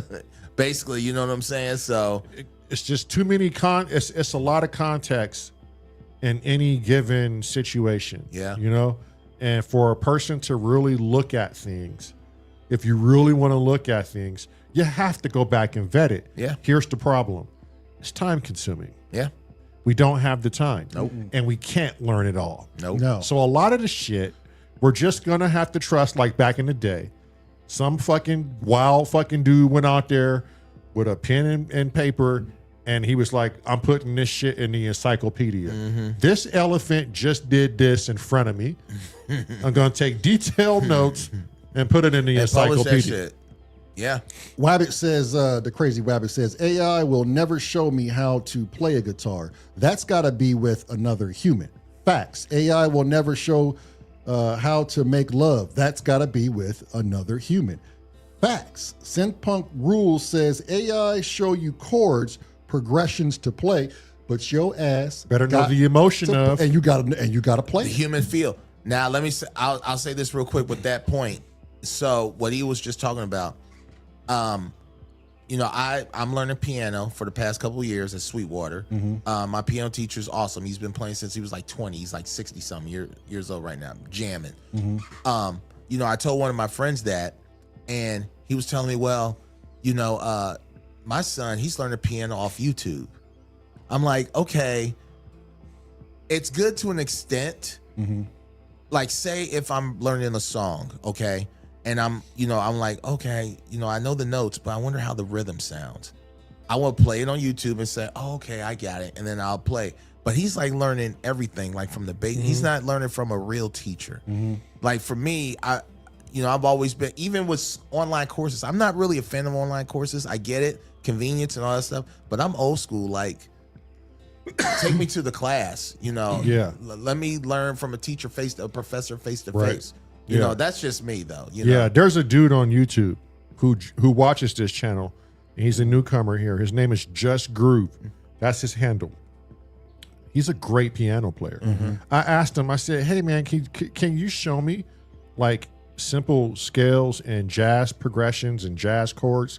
So he took the time out and did his whole live video with just going over the basics, where you need to place your hands, Yep. how the scale sounds. Yep. It's in the key of C. Yep. And then it goes over chords. And he went over a very little theory, right? In order not to confuse you. Or because he's like, you really don't need theory. You just want to learn to play the piano, right? All that stuff can come easy and later. Right. It's just hand coordination right Right. now, right? And so I just go to his channel, I go to his live and see the first class, click on it, I come over here and I do my thing. And if I didn't understand something, I ain't got to waste his time. I'll just rewind it, do it over again, and then I'll pause it. And for 30 minutes, I'll just practice the beginning tools. And then once I think I got it down, I can easily get him on Discord or Zoom, get my camera on, my keyboard. He can hear everything I'm doing. I could follow up with him if that's the route we wanted to go. So I believe it is possible to do it. You could still learn from someone on YouTube, but there's so many ways you don't want to learn from someone on YouTube, because if you look at YouTube, a lot of times than not, it's all shortcut shit. It is. You don't know how they're able to do it so fast and how they got to that point. and what certain things mean. But when I watch this guy just groove, he shows you like, even I've ignored some of the foundation, and I'm scared to go to a teacher because they're going to say, "Oh no, you need to go back and correct some things." Yeah, right. You kind of fucked up here. Yeah, but if it sounds good, it sounds good. Since Synpunk says, if you're stuck on a progression, let's say you have a solid verse and chorus progression. You might ask AI for some ideas for a bridge, but I don't use AI myself because I rule, motherfucker. Yeah, you do. Ask AI for ask he AI told for us. a bridge. Yeah. But he's right. I mean, when we come up with shit and we got a solid groove, I naturally, within my groove, I'll find outlier chords. Okay. And I'll find a bridge out of what I'm already playing. Right. And I'll just break it down in subdivisions. Right. And bam, you got a bridge. Yep. I'm not saying it's that easy. It's still got a vibe. It still got to sound good. Yep. Sometimes if you're asking for help like that from AI, it's taking the fun and the mysticism out of your responsibility, because we've been doing it for years. Yeah. I would never ask James Jamerson when he's playing the bass, yo, man, you gonna ask AI for, or Marcus Miller, like, they would probably punch. It's not happening. And they were aggressive people too. Yeah. They were aggressive. I'm not gonna ask fucking Miles Davis be like, oh, he would. Hey, I've seen videos of Miles. He looks like he will kill. Yeah, he was an angry dude. He was on edge. Yes. That dude was on edge. Like, I couldn't even imagine. Like, I seen some of the Miles Davis like band he was playing. Like Herbie Hancock was on there. Right. Yeah. Who was the bassist? Wawa Watson. No, there was another one. No, not Wawa Watson. He played with her. Ron Carter. Ron Carter was like the bassist. Wawa Watson was a guitar Herbie's player. personal. No, he was a guitar player. Wawa Watson was a guitar player. Oh, that's right. That's right. He was Herbie's personal. Yeah. Okay. But to play in front of Miles Davis and you're right there, like in front of an audience. Yeah. Never mind the audience. Yeah. Miles Davis, he looked like he was just mad all the time. Like, I couldn't even see the practice sessions. You know what I'm saying? Yeah. So they say he didn't like to be held up. Like, how dare you not be smart like me, or as artful as, I don't know if that's even a word, but you need to be on my goddamn campaign. And if you're not, you're getting left behind. I ain't got time to sit here and teach your bitch ass. There is no way. No way. Says you just got to push yourself. Bottom line is, you got to push yourself. You're right. Yeah. And don't listen to other people. Ooh. Be you. Oh. Okay, but here's the thing. That's number one. Here's the thing. Here's the thing that goes unnoticed. You have to watch out for certain teachers, because they will put a little bit of their imprint on you. Yeah. And you don't want you still want to be your natural self. That's and so it falls on the teacher to make sure he says certain things. You know what I mean? He can't put an imprint on someone, because then that's going to follow from his rhythm-based performance. What does your teacher tell you? What did the teacher explain to you on day one? What was that interaction like? The first day, the very first thing he told me was thumb is one. Thumb is one. Thumb is one. That was the first thing he told me. The tricky part when I first, and I'm still learning, is in terms of like the eighth notes and quarter notes, in terms of like rhythm, and when to put a boy. Of course I know, you know what I'm talking about. Like in terms of swing, when to put your own little feel on it or whatever, and when not to.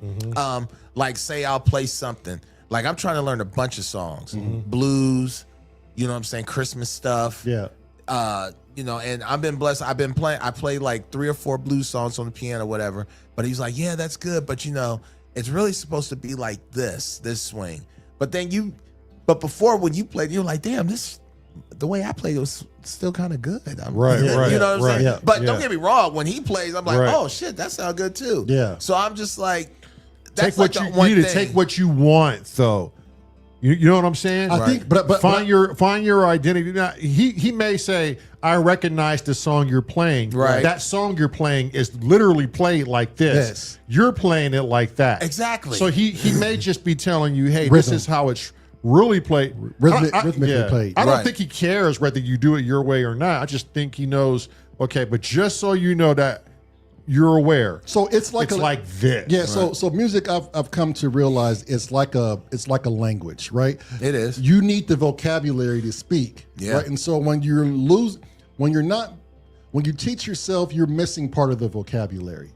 Until you get good enough, you can go, oh, my expressions are off. The teacher is actually right. He's like, okay, you're talking to me, but let me give you the full vocabulary of it. So when you go play with someone else, you are speaking the same language. Thing. Yeah. Thank you for coming in, Chrome. We were sitting out here exposed, Chrome. Thank you for He's coming our in. moderator. Okay.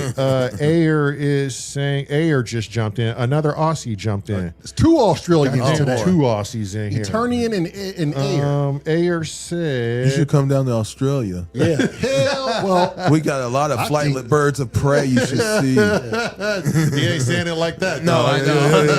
That Crocodile Dundee action going on and shit. I might. Like, oh, it might. Oh, yeah. Oh, Shayla. Birds of prey. Yeah. Is that right? Birds of prey. Yeah. The Aborigines there. What a wanker. What a wanker. Ayer said, a real teacher guides you and makes you love the subject, and the real learning is done by oneself.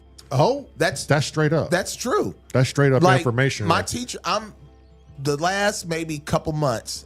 Of course, when you first learn an instrument, you're frustrated, and I'm not going to lie. There was times when I try to play and get it right. You're like, God dog it, why can't I get this right?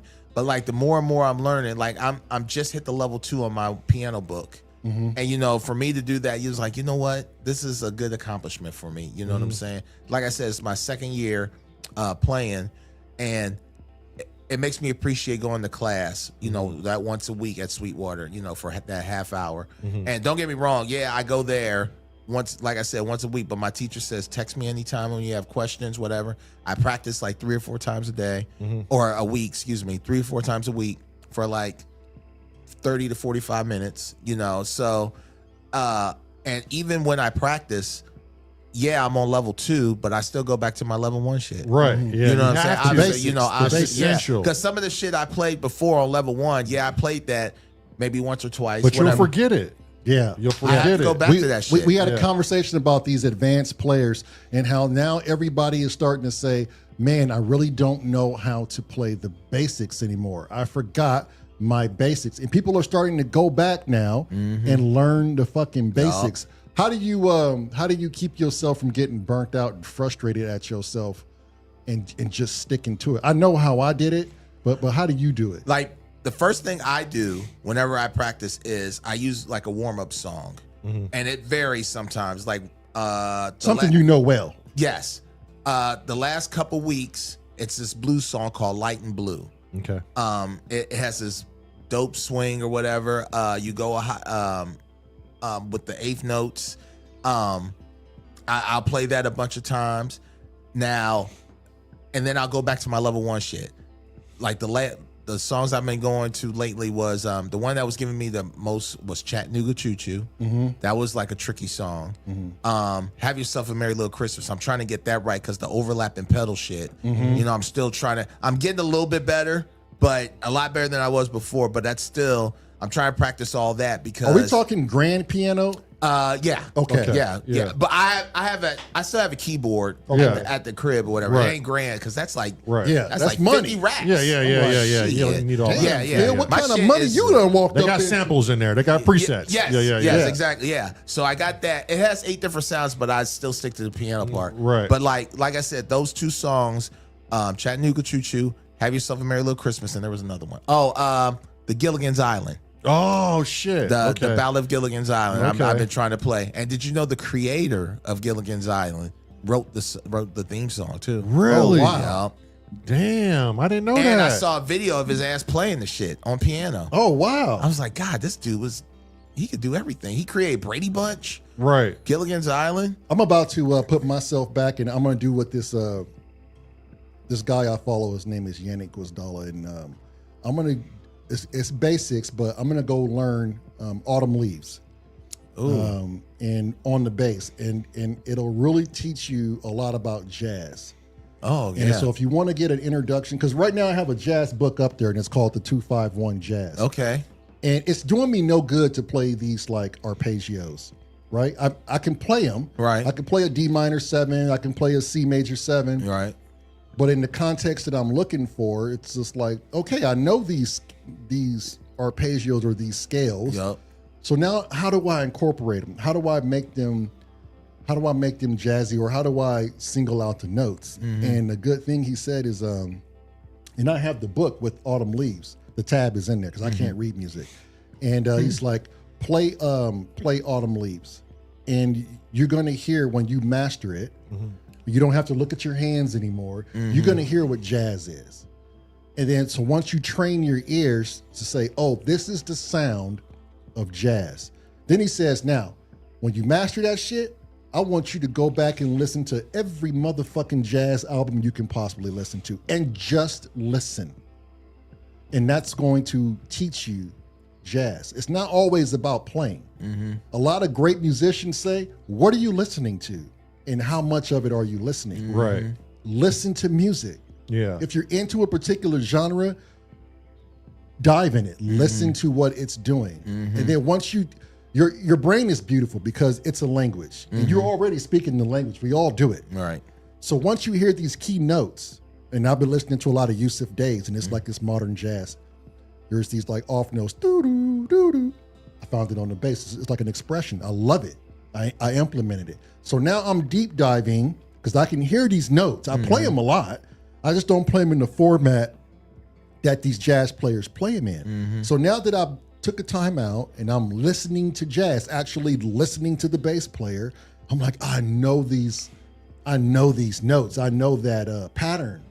So, and it's more so now for me is stop worrying about trying to play it and just focus on what your mind needs to, and listen to the notes. Ayer said the teacher, this is referring back to the teacher, they may give you the baby steps to enter, but the rest you have to do yourself. You got to do the legwork. Synth Punk Rules says, I had a guitar teacher and all of his students wanted to be shredders, but I told him that I wanted to be a great rhythm player. But being a great rhythm player will make you a great lead player. I can see that. Right? I think that's why, I don't know, maybe that's why a bunch of people wanted to play guitar in the first place, because they want to do that Metallica, Van Halen, jump off the speaker and... Well, a lot I of don't it. know. I mean, You're right. A lot of it is that. A lot of people that want to be a musician, it's their favorite. It's the favorite band. It's what promotes you to get into music. And you want to sound like that. You want to hurry up, bypass everything else, skip the races, and I want to play that lick. I want to play that. And the reality of it is, Simpunk said B.B. King. It doesn't work that way. You got to put in the work first before you can climb Mount Everest. B.B. King, B.B. King was a great rhythm player. Yeah, he was. And that transformed him into being one of the best lead Blues players solos. ever in blues. Right. I mean, I'm not talking about Stevie Ray Vaughan, because that dude is just he's a beast. He's a glitch in the system. Eric Clapton. Right. Eric Clapton. Like, those were glitches, but they never seemed, and this is my opinion, they never seemed to pull off that Bo Diddley or that B.B. King type soulful, right? Because it was sound. His own. It's just something they knew how to do well. Right. I'm not saying that, Eric Clapton and Stevie Ray Vaughan couldn't do it, but it was just more, they were more like a forward driven, loud grunginess and soulful. But B.B. King and Bo Diddley and like Buddy Guy, but there's another one, Keb Mo. Yeah. Right. Oh, okay. The way they do it is, it's almost like they have this slow approach to it, and they never get much faster than when they started the piece. They may pick up and pick apart certain scales, but they they don't tend to drive hard and forward. They tend to keep you in these blues blues pockets, story. like old juke joint. Right. It wasn't flashy. Right. That's the word I'm looking for. It wasn't flashy. It was simple, and like people like so for me, all artists have their expression, their own signature. Yeah. Right. You can always. I can close my eyes and tell you when Tom Morello from Rage Against the Machine is playing. I can tell by his voice. I can close my eyes and tell you if Eric Clapton is playing the guitar or if Tim Reynolds is playing the guitar. Yeah. Everyone has their expression. Chrome says SRV stood on the shoulders of the Kings. Yeah. Hendrix and Clapton. All of them. All of them did. Clapton would tell you first off the bat, B.B. King. Yeah. Riding with the King was one of the fucking albums that was. Synth punk. I bought a guitar from his dad. His dad had a guitar shop in Clinton, New York. I didn't know that. Jeez. That was his first shop. Damn. Get out of here. This dude done everything. Yeah, synth punk is Synth punk. He's amazing. He rules. Damn. his music is tight. We gotta. I'll put you on game. Okay. I'll have you subscribe to his shit. He's really dope. Damn. Now let me ask you this. Yeah, Joe Bonamassa too. God Joe damn. Bonamassa. Oh yeah. BB King named this guitar Lucille. Yes. Yeah. Did you name yours? Yeah. So that's core. Core. Yeah. C-O-R? K. K-O. K-A-U-R. K. Ah. Okay. Yeah. Wow. Okay. Yeah. Yeah. I didn't even know that. Okay. Wow. Well, bro. Well, my wife bought me that for her birthday, and her middle name is Core, so it was only right, and I had to give it a female name. Yeah. And I love that name. Yeah. Well, BB King's female too. Yeah, Lucille. Yeah. What's the story behind Lucille? I vaguely remember his mom moved up north.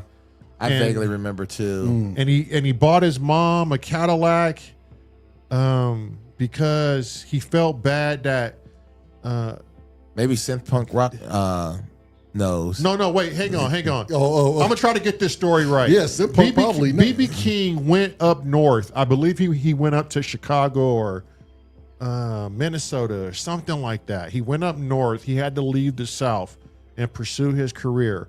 He felt bad that he couldn't get back to his mom, and he always promised his mom. I think he said, "I'm gonna buy you a Cadillac and come back down there and either pick you up or take you out." And I guess time just kept moving, and he never really got the chance. I think his mom passed, so he went down and he bought the Cadillac and went down after she had passed, and that somehow related to him naming his guitar. I could be butchering that, but I thought, because I used to have Sirius XM, and on Sirius XM there's BB King's Blues, and in between like 5 or 6 showings or listenings, he would tell his story of growing up. Right. And I know that's where I heard it from. I just don't know if that's in the right order or the context. Right. Yeah, but it was a phenomenal story, man. Yeah. Well, I guess you have to have a phenomenal story to be a phenomenal player. Look at Elvis. Yeah. That's a crazy fucking story. Yeah, he went to all those Baptist little churches and those churches juke and joints stuff, and yeah. watching And who would have brothers play and which I could see. yeah, and he got all his style from BB everything. King. Yep. And didn't he meet? He actually jammed with BB King. Didn't he at a club or some shit? Right. I think they were friends at I one think point. they met and they was friends. And I know Little Richard doesn't like him, but Little Richard doesn't like nobody. Oh, okay.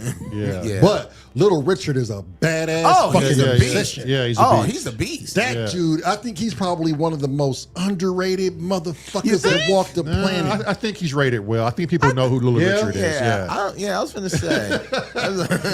He said underrated. I was like, By whose standards? I know. Well, you don't hear I've about seen him like a lot of movies with him in it. Did you underrate him?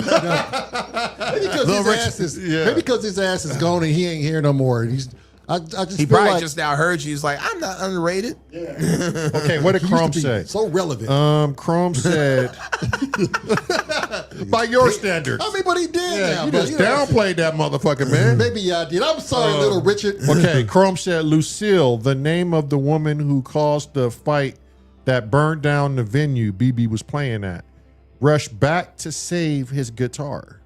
Oh, no way. Oh wow! So the woman that actually caused the fire. A fight? Wait, hang on. What? Wait, she did the arson, Okay. but saved his guitar. A fight had been over a woman named Lucille. Oh. Lucille, the name of the woman who caused the fight that burned down the venue BB King was playing at, rushed back in to save his guitar. Damn! Wow. I wonder how big that fire was. She set that motherfucker off. It wasn't arson. It was just accidental. Like an accident during a fight. Oh. Probably like knocked a candle or something. Yeah, Maybe. something wild. But I bet that thing was blazing. Right? Had to. And She just ran in. Oh, to go get some strings. Just some strings for a dude. that's love right there. That's what you want from a woman. Yeah. Hell yeah. Yep. And you name your guitar after that. Yeah, you better. Damn, that's Lucille Love. Oh, he said like a kerosene heater of some sort. Something back in the goddamn It had swamp. to be, some swamp gas. Yeah. Dudes out there was lighting torches with swamp gas. I don't know what with the blues though. I can see why a lot of people. Accidentally spilled petrol all over the place. Oh, okay. How do you accidentally spill? I don't know. But that was the fight, I guess, where if you just tumbling, bumbling, rumbling, shit's He's moving knocking and shit over. spilling, and Yeah, but where you get petrol? I It's mean, probably that kerosene, but or that's that what swamp gas that there was But in I thought that for was a heater, you might have to. Oh, I guess so. Yeah, Yeah. kerosene. I mean, how long ago was this? Yeah, we're talking like some spiritual Oh, that Negro had to days. been like what, 50s? Yeah. Maybe. 40s. How You think- spiritual yeah, maybe. Negro shit. Chrome. How long ago was this, please? But you got ACDC, not ACDC. Welcome in, Paul Holmes, You got Simon. you got Aerosmith. Cheech. You got all these dudes wanting to play the blues, right? Yeah. The blues was a pinnacle for a lot of rock and roll music. Yeah. Yeah. So now it's no wonder why people love the blues. 1949. Yeah, see, 1949. that's back when voodoo was alive and well in the South. Oh my God. Shit, that's back when you could get a bucket of chicken down the street. That shit was literally a bucket of chicken. Now, I am don't glad, know what- so glad I was born in the 70s. Because Yeah. sometimes Oh, I yeah. read that shit like Massachusetts, where they had Salem, where they had witch hunts and Oh, yeah. Oh, yeah. burning yeah. people at the stake, the Oh, Joan of my Arc. God. Man, Yeah. and think about this. Like, let me ask y'all this: could y'all have lived back during the days of the Crusades, to where We wouldn't have known any better. If you asking me if I had the mentality in the presence of now, We wouldn't have known any better, bruh. you don't think? okay, But but in that period back then, you probably would have. Right. I think because of basically the period that we're at, you would have known you had to fight and not bathe and shit like that. Okay. Yeah, you're right. yeah, You but know how what I'm would it? I mean, it'd be like saying to a dude 100 years from now, you think your ass could have been living during the 2025 era? That's He'd be like, my boy, all I know is 3265. You know what I'm saying? I don't know. Are you saying I can retain some of this shit that I know now? I often put myself in the situation of knowing my mentality and my DNA makeup. Yeah, but can you Would keep- I succumb to being a slave and working for massa? That ain't gonna happen. And if I was honest with myself, because all I know is myself and this makeup of me now, I said I would have been with fucking Nat Turner or Harriet Frederick, Tubman. Harriet Tubman. Harriet When are Tubman. we leaving? I would have been a revolutionist or I'm gonna say something that's so Kanye West and controversial right oh boy, now. here it comes.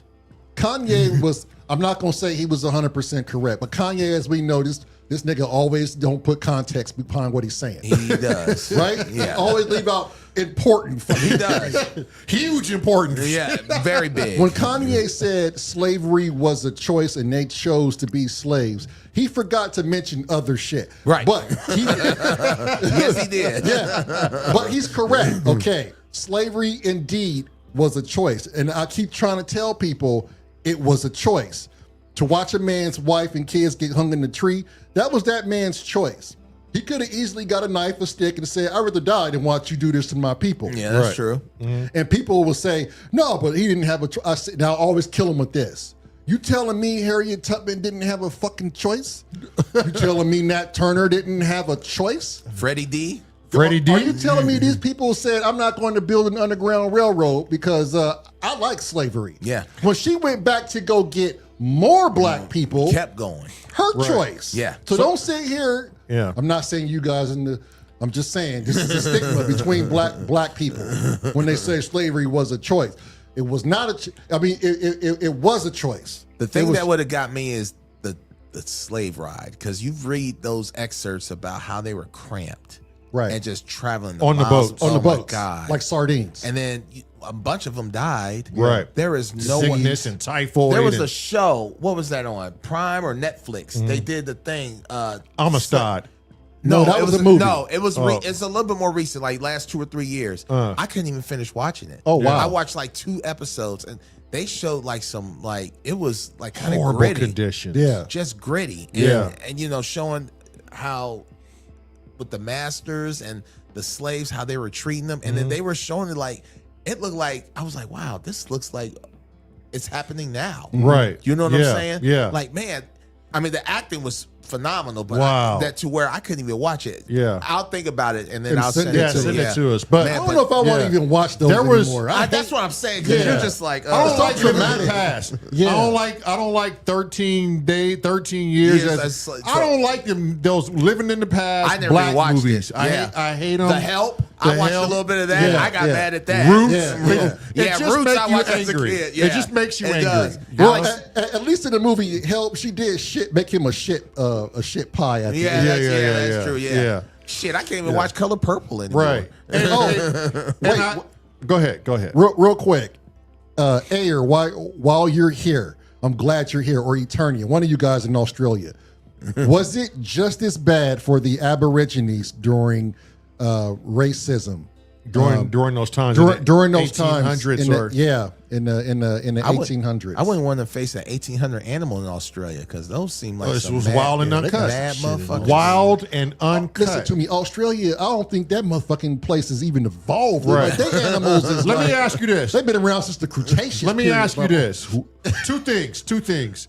What's your thoughts on Black History Month, and what's your thoughts on Juneteenth? Well, I'll tell you this. Be honest, brother. We here to be honest. I was just saying, Black history, I don't like the fact that they single it out Yeah, as an event. yeah. And then, because think about it. What is this, July, August, whatever? July. We don't hear shit about it. Right. But even like channels like BET or whoever, all of a sudden, come the last week in January, right before February, oh, it's Black History Month. Let's celebrate, blah, blah, blah. Then by the end of February, which is February 28th, Right.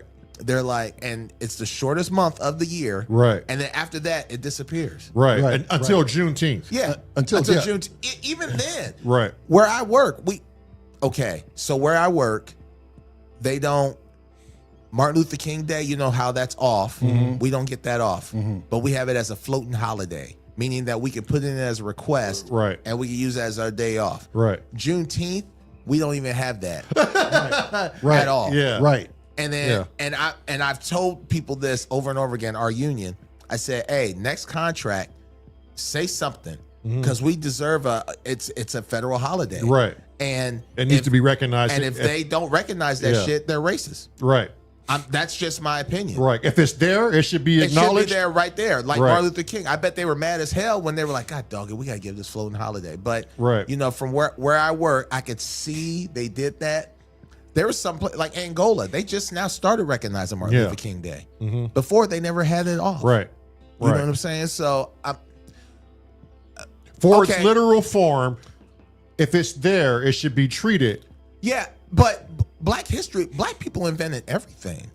From what I was reading, Right. elevators, air conditioners, Right. you know, traffic lights, brake system for elevator. I mean, just everything. You know what I'm saying? Yeah, like Otis, who was the original elevator inventor. There was a guy who made the safety device. He was a black dude. Right. I wish I could remember his name because I know hopefully Simp Punk Rocks would be like, Simp Punk didn't get a goddamn I was wrench. there when he was putting the brakes together. I was there during the goddamn Declaration of the Independence. Chrome, find out who built the elevator brake system. Yeah, it was. Ayer says from Australian history, they didn't have slaves. However, saying that there were a large push to civilize, which was terrible, and all the crazy policies that came with it. Mm-hmm. They did suffer. Some were hunted, especially in Tasmania. We were there, or where there are none now. Oh, damn! There was this movie with Tom Selleck, and it was called Quigley Down Under. I heard of that. And there's this particular scene where they were just throwing Aborigines off a cliff, and that part of the movie, and I don't know, but they were saying, and this is what I've just heard, that those were true stories of how it was in Australia, and that's how they treated a lot of Aboriginals. They were not. I think it was, like Ayer was saying, was part of the English. They just didn't consider them to be even 3/5 of a human being, the same way like they do with the slaves in the States. So I just thought that was weird that it would just, and they weren't even slaves. Right. They were just Aborigines living off the land. Yeah. Hold on. Sim Punk Rules says, what about George Washington Carver? Is that peanut butter? What did he do? He do peanut butter? Peanuts. He was a farmer, and he invented a million ways for the peanut and sweet potatoes. Yeah. Cheech says, when did it become working class from slavery? White people too were slaves too. Back then, just in a different context. That's true. Yeah. Let's see. Cheech says, up to the early 1900s. Probe says Australia recently acknowledged it as genocide. Oh, wow. Fuck. Damn. Chrome says in 1852, how do you say that? 1852. Elijah Otis invented the safety elevator, which was automatically halted in the housing rope failure. After a demonstration at the 1853 New York World's Fair, the elevator industry established the cred. Yeah, they took credit for it. Okay. Crop rotation. And then they always talk about Jack Daniels, the whiskey. They said that a black man helped them invent that. And Uncle Ernest. You ever hear about the Uncle Ernest story for bourbon? So he had, I wish I could pull up that article. There's a bourbon out here called Uncle Ernest, and the story behind it is amazing. And he got recognized in a crazy way, especially Buffalo Trace, one of the distillers who did like Pappy's and a bunch of other bourbons. Like there's people of color who have done a lot that you would never know unless you and I, three of us and people here with us now, had a conversation about it. And why is it suppressed? Like what do you gain by suppressing this information? Like now it makes you wonder, like, what about Hispanics? What about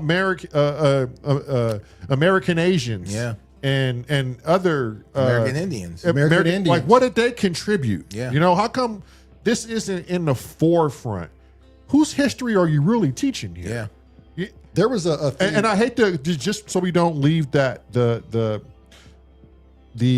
February Juneteenth Black History Month and Juneteenth. I can't stand either one of them. Okay. Because it puts us in a different highlight. It puts us in a different context. It forces us to, it's psychological. It forces us to keep remembering the past. And the more we can keep you remembering the past, the less you want to push yourself forward. Yeah.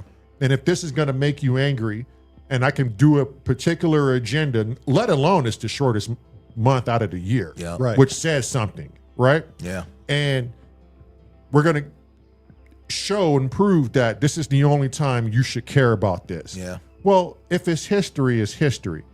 And you could bring that up whenever your mind wants to bring it up. I don't have to be reminded of that shit. You don't do it for everyone else. You know, there's no there's no Asian history, American Asian History Month. Mexican, you know, they get Cinco de Mayo, which ain't even from fucking here. Yeah. You know, like they weed out everybody and then they just isolate us. And then they just force people to just think about that one, you know, context in American history and then say, oh, it's for black people. Yeah. It's some bullshit. It's some bullshit. Yeah. And then the Juneteenth, right? One, no one really recognizes it. Yeah. So if you're going to have something out there and it's a federal holiday, it should be treated as a federal holiday and people just have it off. That's it. Right. There should be no picking and choosing. Right. Where else do you see picking and choosing from, you know? And then what is Juneteenth in remembrance of? The same bullshit, right? And that's the issue. Yeah. The same thing that from walking off the slave systems to who we are now as a populace. Yeah. Color not even attached to it. Nothing's fucking changed.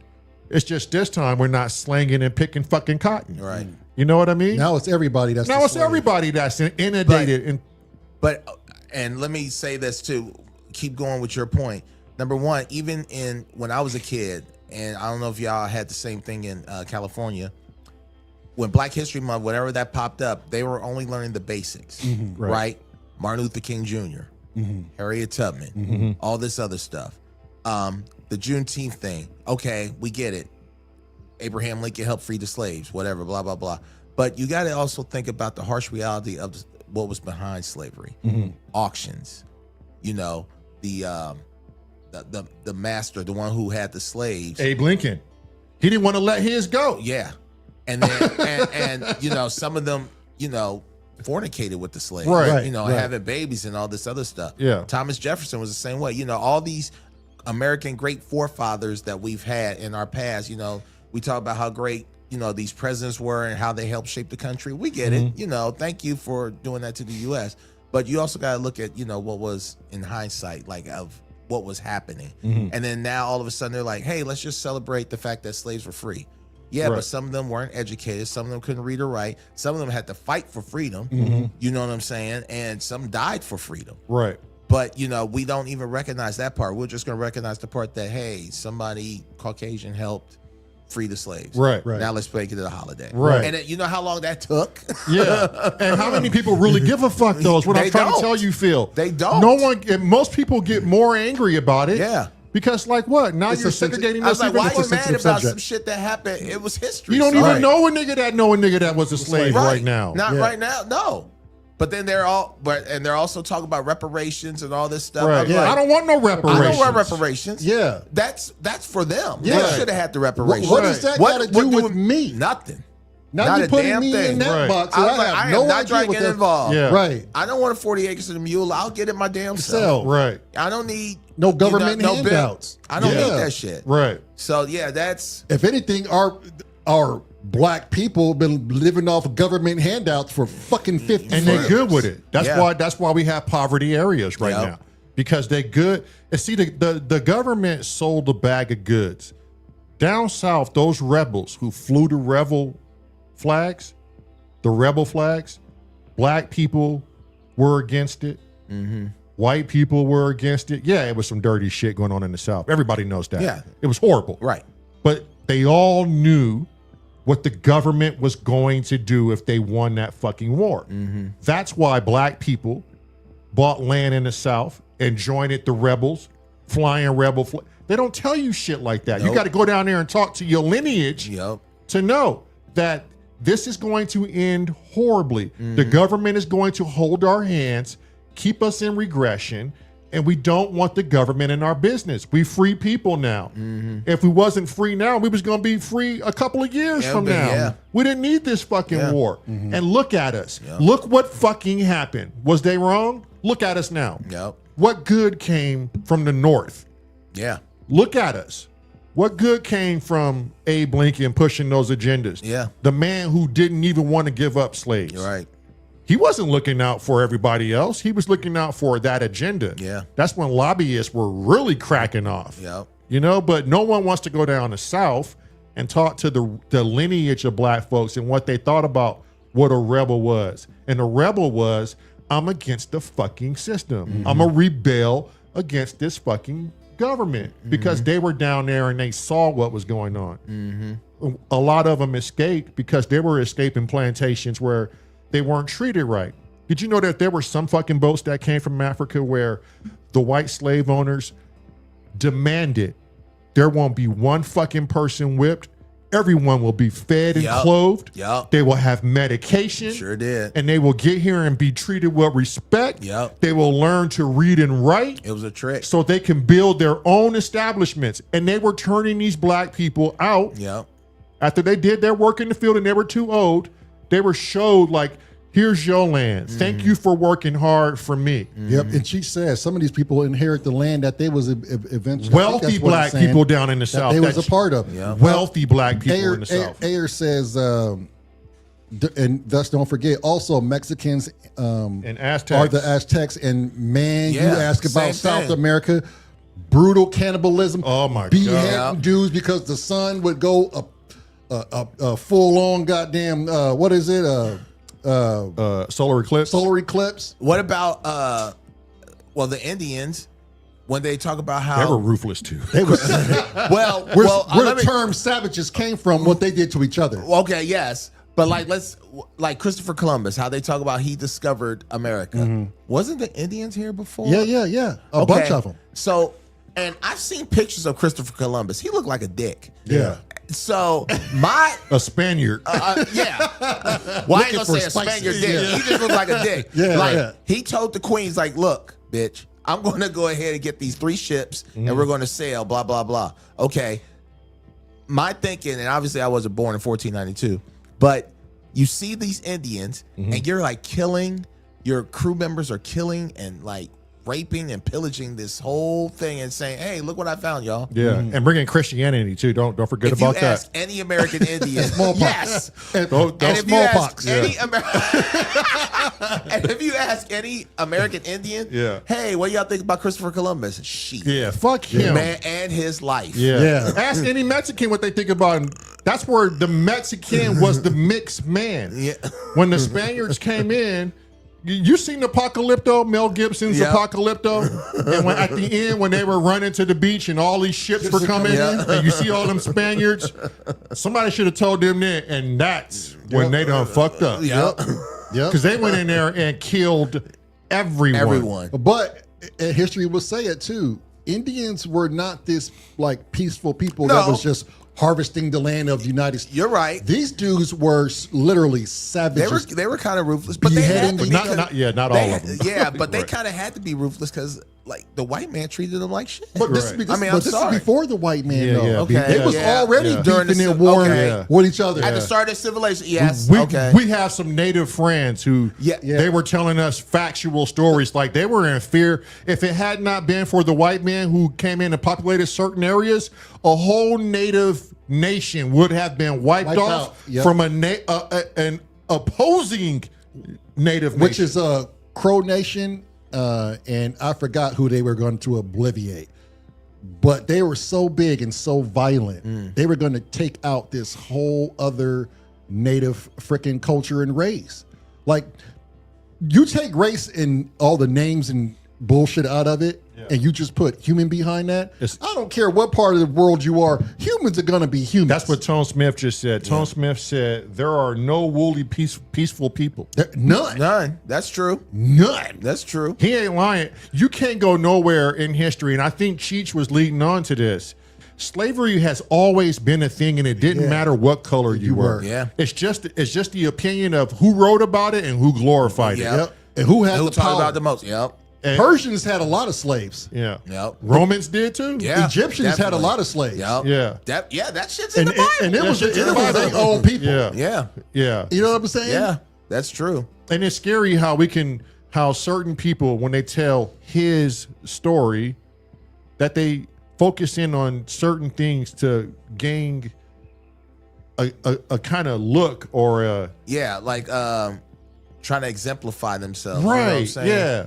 I mean, it is kind of, and the sad thing about it too is, and maybe I was like thinking too much, but you would think the the level or the line of education, it was somehow like change or transition to like, hey, we need to talk about this more. We need to talk with all this technology, AI, and all this other stuff, and all this shit is coming out. You would think schools or public education systems would be like, hey, we need to bring this up. We need to take this, bring this to the forefront. But it's still the same shit from when I was in school. Right. You know what I'm saying? I mean, it's the exact same. It's like over and over again, repeated shit. Like the syllabus never updated. Never. No. And yes, we know Martin Luther King marched on Washington. Yes, but they never talk about Malcolm X. No. Right. And even towards the end of Malcolm X's death, you know, he was starting to approach nonviolence or whatever. That's why Nation of Islam had him executed, assassinated. Right. You know what I'm saying? But we don't talk about that shit. Right. His own people. Yeah.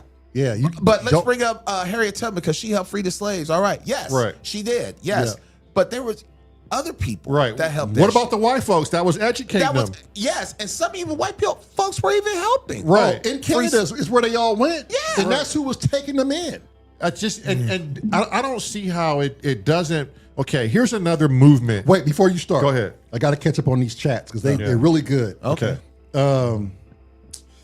Let's see here. You can read it by go on your phone. Okay. And it's on your click on the YouTube. channel. Yeah. Yeah. And just make sure the volume. Oh, I feel important now. So Probe says that ever since labor was introduced, which is another form of slavery, which I agree.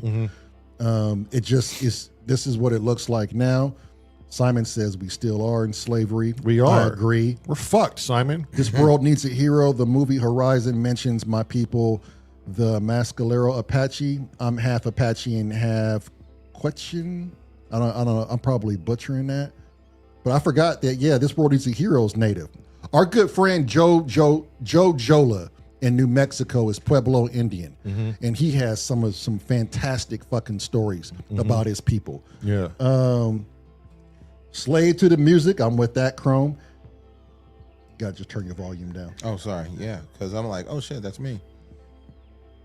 Ayer says, well, the reason so many tribes switched to the Spaniards was because if you were not an Aztec, your ass was going to be sacrificed. Straight up, in fear. Right. If you didn't want to convert, right, your ass will be sacrificed quick fast. Simpunk said, did black people come up with shrimp and grits? I think that was a Forrest Gump type shit. No, I think it was that a real thing? I think it was a slave meal. Shrimp and grits? I think that was a slave meal derived from, because it was easy to make. It didn't cost for much. Like grain was everything. Grits, the simple beans, rice and stuff like that. And shit that they would give to the slaves, they would make that, turn it into a great meal, and they would call it, in terms, soul food, right? And it would be the scraps or the leftovers or whatever they had, giving it to the lard. That was plentiful. The lard, and we would like restructure it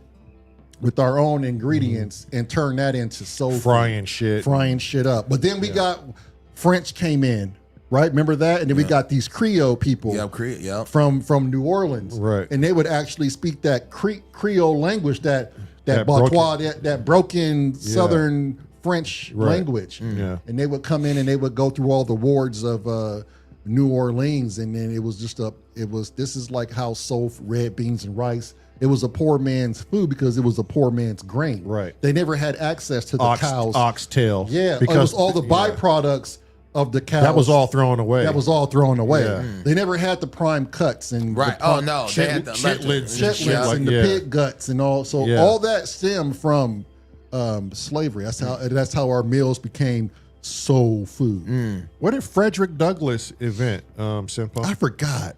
What did Frederick Douglass? I should know this, but I don't think he invented anything. No? I don't know. What was he known for? I thought he had. Was that him that had the paper, like a newspaper?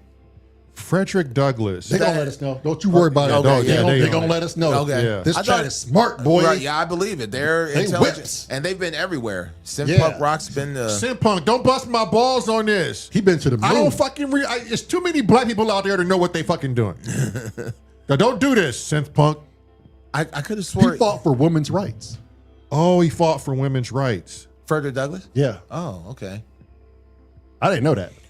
I thought he helped publish a newspaper too. Did he help publish a newspaper? Somebody look this shit up. Help us. We're Was that struggling. him? 3 black Jews on a podcast that don't even know who the fuck Frederick Douglass is. There's too many black dudes to keep up with. Or was that Nat Turner? No, that wasn't Nat Turner. Hell, I finally got Phil in this motherfucker. So Whatever. you know it's hard to keep up with a black dude. Especially ones that work work and do other stuff. and do other shit. Douglas was a noted speaker. Yeah, yes. But I thought he had a. Simpunk said he did a ton of shit. Well, thank you for that education. He just narrowed that shit Thank you down. for enlightening us with that. Motherfucker. Now I just know that he did a ton of shit. It's probably in the history book too. Crow said he invented a dance move, but no one ever heard about it. Did you? Yeah. James Baldwin, you ever read any of his books? No. He's a great debater. James Baldwin. Yes. Oh my god. Yeah. That dude is a beast. You know about some James Baldwin, Man, he has motherfucker? he What you has- know about James Baldwin? he has something called the speech, the Baldwin speech. Yeah, he he was God. he was a very I think so. I think and he moved to Paris. I think he Yeah. moved to France. he didn't even know what Somewhere. racism There was until there was he a came. bunch of blacks that moved to France. Yeah. where they didn't have and no race. Germany. Yeah. After World War II. Paul Robeson, who's Oh, the okay. actor. Yeah. He was playing football at Rutgers, and I think a director of their drama play or like the class, like the teacher of the class, saw him on the football field, said he should try acting. Really? Yeah. What And then about put Sidney Poitier? Wasn't he? Well, I know he was in a bunch of Eden and Mr. Tit. What's the movie with the Guess Who's Coming to Dinner? Okay, yeah. He was in that. Yeah. He was in another one, Lilies. I want to say Lilies of the Field, which I think I read the book. I never saw that. It was movie. about interracial relationship. He met this white girl and the parents didn't like him. I think a bunch of his movies were like that. Yeah. Plus he directed Stir Crazy, which Yeah, is Wilder yeah, and Richard yeah, Pryor, yeah. which is one of my favorite movies. Yeah. Damn, I ain't So seen that in a that's minute. the synchronicity. Simpunk said Richard Pryor. Oh wow. What did he say? God damn it, chat's moving. People, Richard Pryor was the best comedian of all time, better than George Carlin. Now listen to me. God damn, that's a now you see Now, when wait, you now- when you Oh, shit. splitting hairs like this. I do To love- Kill a Mockingbird. That's Okay. Yeah. Now I'll say something about Richard Pryor real quick. My mom loved him. I remember as a kid, she used to watch Live on Sunset Strip. Richard Pryor Here and Now. She watched a bunch of stuff. I had one of his first early DVDs, and he did some stand up in like '73. I thought you was gonna say vinyl, but go ahead. No, it was Yeah. it was actually a DVD recording. It really wasn't that funny. Really? It was so weird. And then two, Paul Mooney wrote a bunch of Richard Yeah, Pryor Paul shit. Mooney was the George man. Carlin wrote his own shit.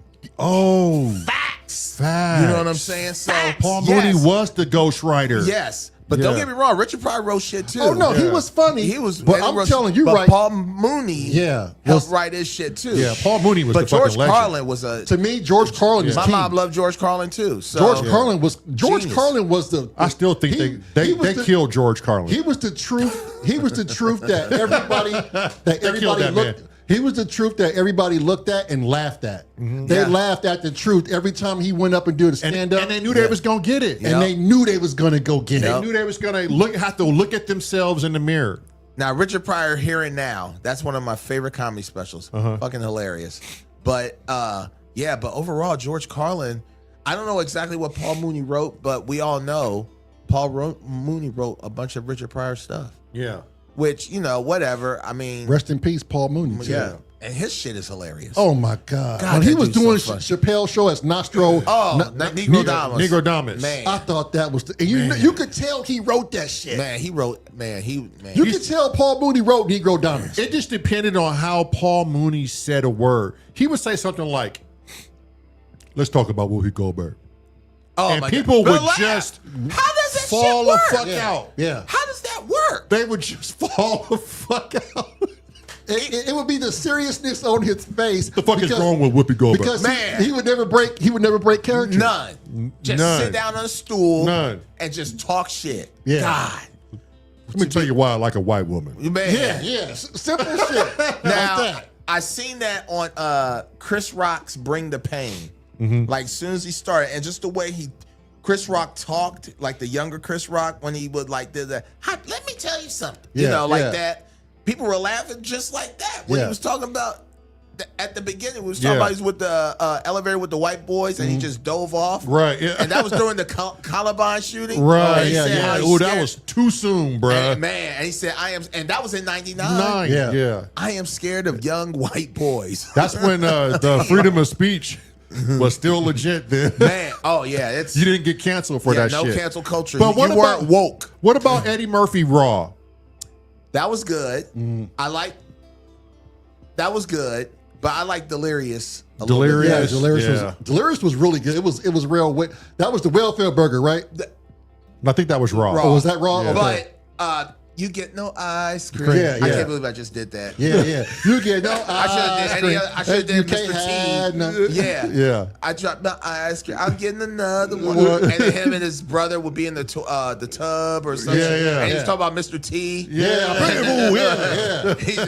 Maybe I did. And you know what? And Charlie Murphy was another he was gem. underlooked. If he wasn't in the armed forces, I think he would have been a powerhouse. Yeah. But I know he came out funny left. as a motherfucker. Yeah. Man, the true stories he did with Rick James. I and whooped Prince. his legs. Man. Anybody moving up, kicking this motherfucker straight out the window. Yo couch. Fuck yo couch. Yeah. Somebody said Dave Chappelle. CM Punk. Dave Chappelle was good. Yeah. What was the one? The comedy special, Killing Them Softly. Killing Them Softly. Is that the one where he's wearing the overalls? No. The all blue shirt. Yeah. Oh, that's the older one. Yeah. Okay, yeah. Like, what was that? I seen him twice live. Really? Dave in Indy. I saw him twice live. Well, he's from Ohio, Springfield. Yep, sure is. Yep. Comedy since he was 14. And then he met his writing partner, Neil, on some bullshit. He was doing comedy at some club in Boston. Neil Brennan was the doorman. Shit. Yeah. So they wrote Half Baked together. They wrote the Dave Chappelle Show together. I didn't know that. And he does stand up too. He's funny. Yeah. Yeah. So, what made Dave Chappelle really leave to Africa, you think? And take a hiatus. Well, remember he had back then, what was it, 02, 03? $100 million contract from Comedy Central. Right. And really, when you look at it, besides Comedy Central, and this is just a theory, with Comedy Central at that time, South Park, and like the Chappelle Show at that time, I think were like the biggest things then. So they give him that money, and then he's like, oh shit, now I got to come up with this shit. And, I got to represent like I did in season 1 and season 2. And I think he would have done a great job.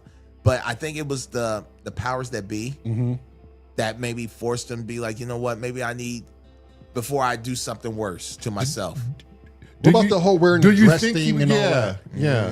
Do you think it was they wanted him in a woman role and like doing like some kind of weird shit? Like what's that Medea type shit? Like honestly, Tyler Perry. I think Tyler Perry hates dudes.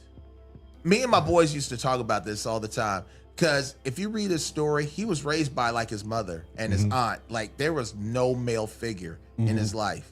So I'm thinking. And I think Medea is like a rendition of his mother like, or something like that. Yeah, like an aunt or something like that. But he was raised by like his mom and like 5 or 6 aunts.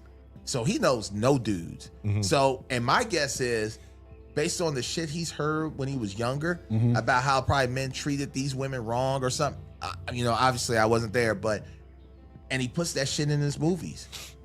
Like I remember when I saw, what was it? Diary of a Mad Black Woman. The husband just beating his wife and all this other shit. Like Ike Turner. Yeah.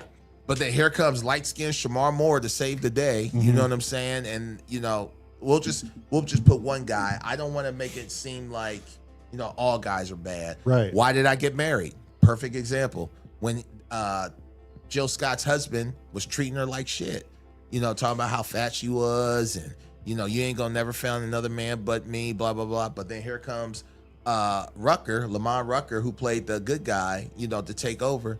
He tries to put at least one good guy in his films. You know what I'm saying? That's just, but this is just a theory. Me and my boys, always talk about that. But it's a good theory because. But it works. It's one of my guilty pleasures. I'm not going to lie. Right. If I see that shit on Netflix, I'm like, you know what? He says some funny shit. And his movies are getting a little rawer now. He's putting cuss words. He's putting sex scenes in his shit now. Yeah. You know what I'm saying? What was the one with the postal workers across the seas on the? Yeah, that was a good movie. Oh, what was the name of it? Not 18. It was something. Not Hidden Figures. That was about NASA. Yeah, that was the Mathematicians, but which was a good movie. Yeah. God, but with Kerry Washington. Yeah. She was like, that was a good movie. Yeah. I can't. God, I wish I. It was this all black women army military unit, and they made sure all the mail got back to the seas to the loved ones from the soldiers. And they to pulled the off some crazy shit when no one else could do it. Nope.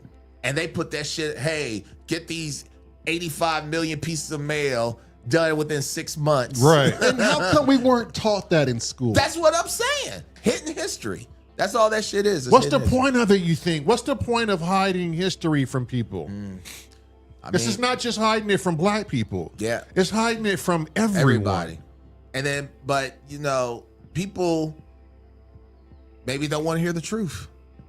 Maybe they were in denial this time. Maybe back then, but times have changed. Yeah, but it's still the same, Read what Cheech said, bruh. But it's still the same, though. Uncle Crumb said you should check out some Red Fox tapes. I have. He says, here's a reason why a certain white trait don't like the fact that black people are probably better at sports, music, apart from classical, the first to play jazz blues, which led to the popular music. Yeah, Probe said the truth just plain old fucking hurts. Yeah.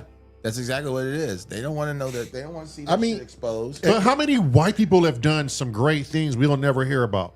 Or black people or Asian people? And let's just get our mind out of just one particular race and start thinking of ourselves as one human fucking race. Like the human race. And hop out of this fucking categories of names and what we should be and how we should think. Like, how much real shit are we missing? Because that shit you learned for 12 years in that fucking program, that's just like not even 1% of the shit that we should know as human beings. But the whole tragic part of it, to get higher education, to get world history, you got to pay for it. You got to pay for it. And not a lot of people can afford to send their kids or themselves to college. Nope. So you're stuck with what we give you, the basics. Now it's up. Thank God again for AI. Now, if a person wants to dig deeper and doesn't have the financial means to educate themselves, you can go to AI and be like, give me a little bit of world history. Or even what am I missing? If you feel froggy, go to a library. Right. Library has mad shit. PFW's library, for a small school like that or whatever, small campus, that library is fucking huge. Yeah. I mean, everything I've done research-wise, I have never went to. Don't get me wrong, Allen County is huge too, right downtown. But the PFW library, every research paper I've done all my research and findings in that library. I mean, they have so much shit, databases. Even if you go online, you can sit like right where we're sitting right now. Just go, oh, let me pull this up. Some shit you can't access, but a majority of it, just click on it online. You can read like it's a regular hardcover book. Name something you researched that blew your mind from your own research, not secondhand knowledge. That blew my mind. Not even that, but you just learned something interesting. Or you just like wow. You elevated yourself. Well, what was funny was, and I didn't know this, I guess there's a book out, and it's I can't remember the title, but it's a book of letters from slave owners talking about how they, right before the Emancipation Proclamation, before the slaves got free, there's a collection of letters from the slave owners talking about that they're running out of work for slaves. Check that out. And they don't know like what to do with them. It was going to abolish itself. You didn't even need the fucking war. Do you realize what you just? Yeah, that was in there. A friend of mine told me that's what. There's a book, I can't remember the name of it. Right. But it's like right before slave owners was like, I'm running out of work here. And what do you think I should do? And the machine press is starting to come aboard. Yeah, right. Cotton gins. Yeah, it's like, and it works faster. I don't have to feed it. Pay it. Same with AI. It works faster. I don't have to feed it. Pay it. Yep. And during that time, machines. Oh shit. Everything's starting to get automated now. During that time, that was a big thing. Right. Ask Detroit how they felt when the machines were taking over the auto industry. If you never worked, none of us have worked in the car industry like Detroit, Motor City. Right. When they started developing these robots that could then put on the door, tack well, do all this, the jobs were being taken long before AI. And ask all those people how that shit turned out. Yeah. I mean, we're just watching this pattern. And then pretty soon we're going to outgrow the physical labor use for humans. Yep. Kroger, you see what Kroger's got now? They got those robots that slide in aisles up and down checking inventory. Yeah. I didn't see those. Yeah. They have them. They got them. They got them at the big one. They got them. This dude comes down the aisle. Yep. He over there looking at shit. Yep. I don't know what the fuck he doing half the time. He bumping into shit, but he's also doing shit. Yeah. Yeah. Damn. I never seen it. But see, what I'm afraid of with AI, and maybe I'm watching too much movies. Right. That's what it is. The fear mongering. Yeah. And, I'm just thinking, like, what if that Kroger inventory robot, is checking for Big K pop, and all of a sudden it sees you and has like an infrared dot on your head And want to scan your ass. See, and fry your brain from the inside. But that's not your fault for thinking that way. It's called the conditioning. or Black Mirror. It's called the conditioning of our society. You watching too much Black Black Mirror, bro. yeah. That damn Netflix. We can't ever look at the good and be the first thing we say. It's how good this is going to work out for us. It's always instantly on point. How bad this is going to fuck us. Yeah, we're They're so take- conditioned. And self checkouts. They're taking away jobs for cashiers and stuff. And I like I refuse to use them. He doesn't. I love going to self checkouts because I'm in and out. Yeah, I know how to type in the codes. I in the refuse to use them because I like to talk to people. You know what's weird? I do both, but I'm telling you, when I want to get in and out, I just check my shit out. And I used to be like that too. I was like, I don't want to use this because I feel like I'm taking jobs away. Right. But now I'm just subjecting myself to continuously use them now. Because it's convenient. But And there's nothing. I've met so many good people as cashiers. Right. Yeah. But there's nothing wrong with progress as long as you find the job that you're taking Balance. and you replace it with something else. Yeah. The problem that we're going to run into is they're not replacing or re-educating people to do something else. And then once you phase the people out, you don't give them a backup source, the system is ultimately going to eat itself. Because if you put more, it's a study, if you put less than half of the people, just as less than half of the people out of a job, the uprising, the mass poverty would be stupid. Yeah. And the shit will just collapse. Yeah. It'll be a shutdown. People will uprise, and that'll be the end game. They have an opportunity right now. And people talk about it, but no one wants to entertain it. The only way to combat this shit is you got to have universal-based income. You are a big fan of this shit. Because it's the only way. Talks about this shit a lot. It's the only way. I don't see any other way out of it. If you're not going to give them jobs, how are they going to eat, pay their bills? If you don't have universal-based income that meets the demand of life, society is over. I will go and rob your shit to feed my family if I can't get a job at McDonald's because you got fucking robots working there. Yeah.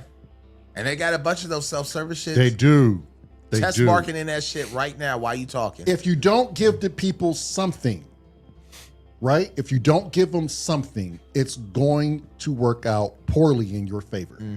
If you take all the jobs, what do you think is going to happen? Recon is in your corner. He says UBI is way more plausible with AI. If you don't replace the jobs, what do you think is going to happen? There is no other answer. People need to do something. Yeah. Human beings need to have something to do. Yeah. If you take that away from the people, they will lose their fucking minds. If you even said, here's a simple one. The groceries at the grocery store have now increased in price 50%. Yep. It's the end times. Yeah, who can afford to pay $40 for a gallon of 3 milk? pounds of meat? I was just thinking that shit. Like, I went to the store to buy 4 things. It was like $37. Everything is $10. Right. Yeah. Everything. Everything is $10. $5. $10. $8. But it's been that way for a while. It's just now people are starting to notice it, and they don't have the jobs they used to have. No. It started like 6 years ago is what the economics say. You know what the kicker is? Or the economists say. Yeah. 6 years ago. Whenever you go to Kroger now, because people are now on the pinch, and you can see it.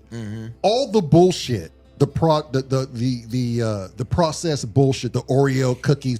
You can see them. You buy 8, you get for $5. Yep. Please buy this bullshit because we're not selling it no more. Yep. People are going for meat and vegetables. Yep. What they can afford to feed their family, and they're not buying the junk food, the sodas. Yep. None of that Those shit. are luxury. Those are luxury. Those are luxury items. And now they can't even get it off their shelves.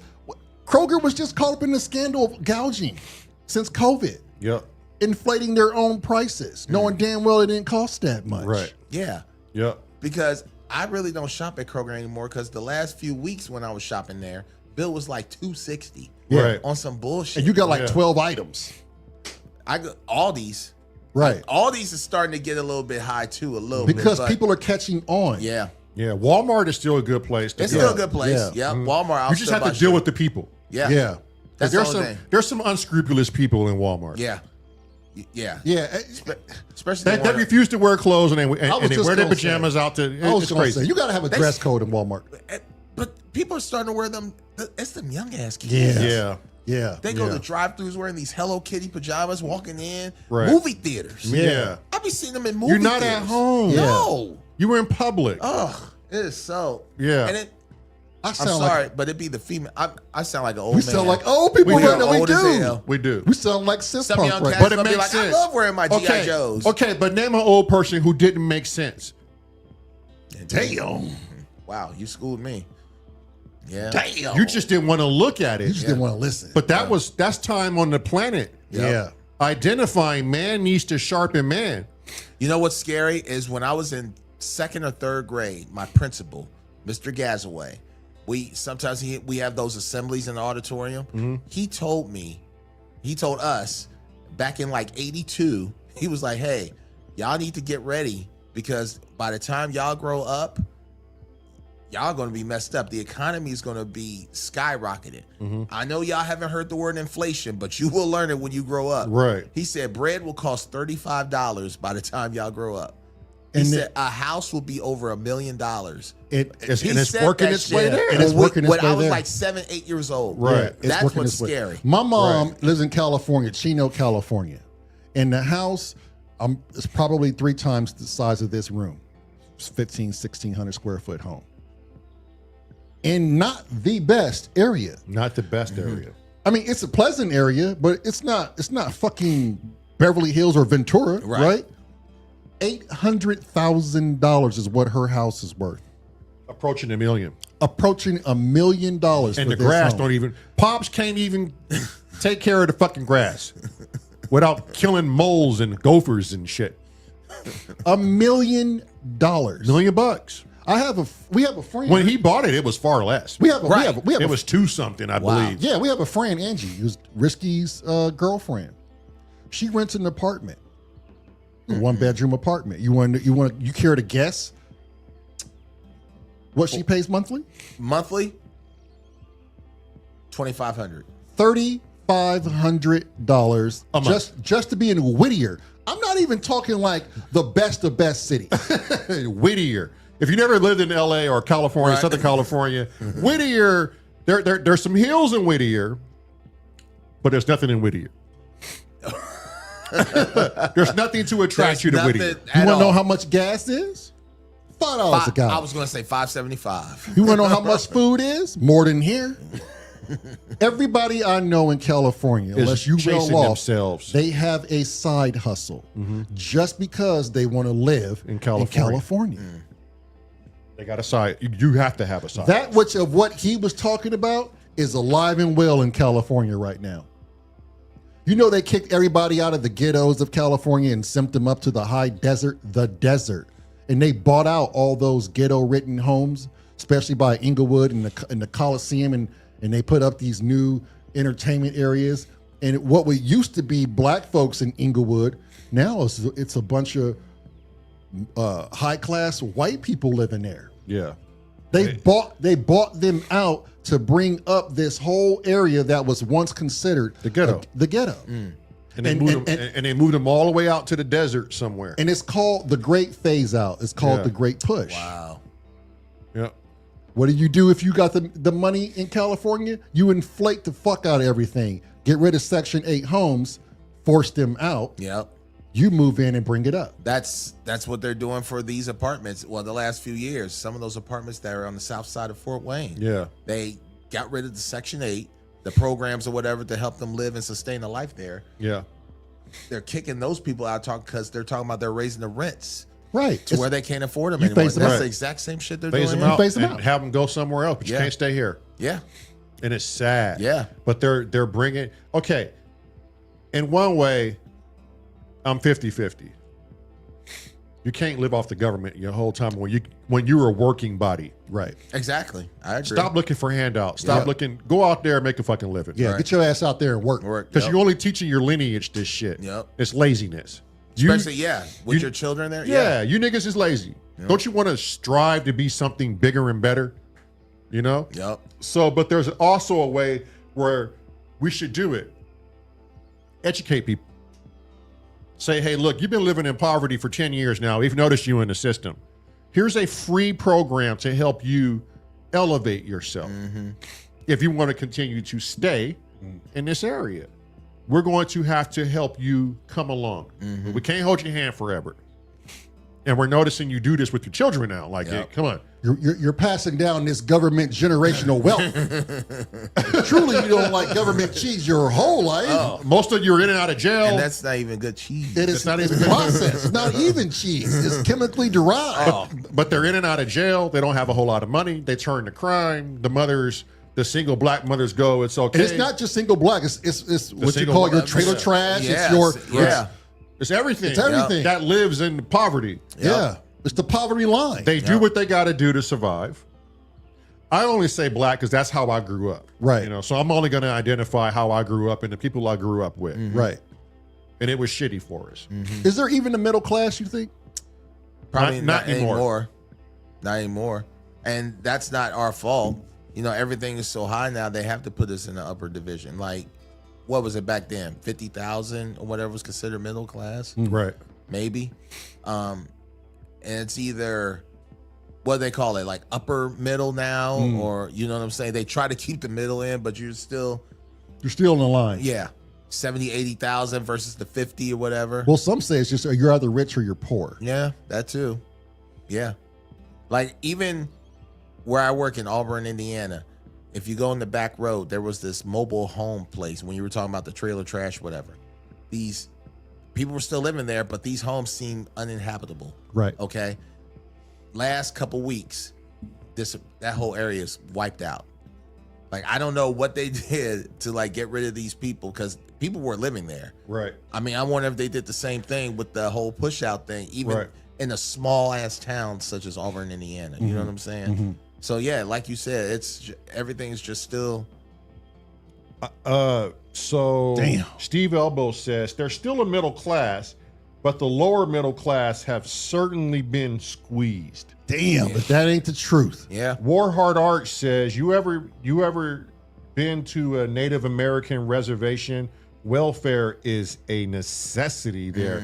Yes, we have. And yes, we've lived on the border of a reservation. That's shown. I've worked in Wyoming as law enforcement, and then so we were always dealing with the Arapaho and the Shoshone. I hated driving through the reservations. The reservations were something like, okay, your leader has this big ass casino, and yet it's your leader for your reservation, your chief or whatever. I don't know what they call them. And I'm looking at your reservation going, well, where's the fucking money being spent? You got all these casinos all over the place. Yep. But I don't see anything going back No into money the going reservation. to the people. Right. Sounds oddly familiar. Damn, they even do that too? Damn. You got all these quote unquote black rappers and actors talking all this shit about our black people, but your ass don't live amongst your black people. Well, I'll say maybe it'd be a fear.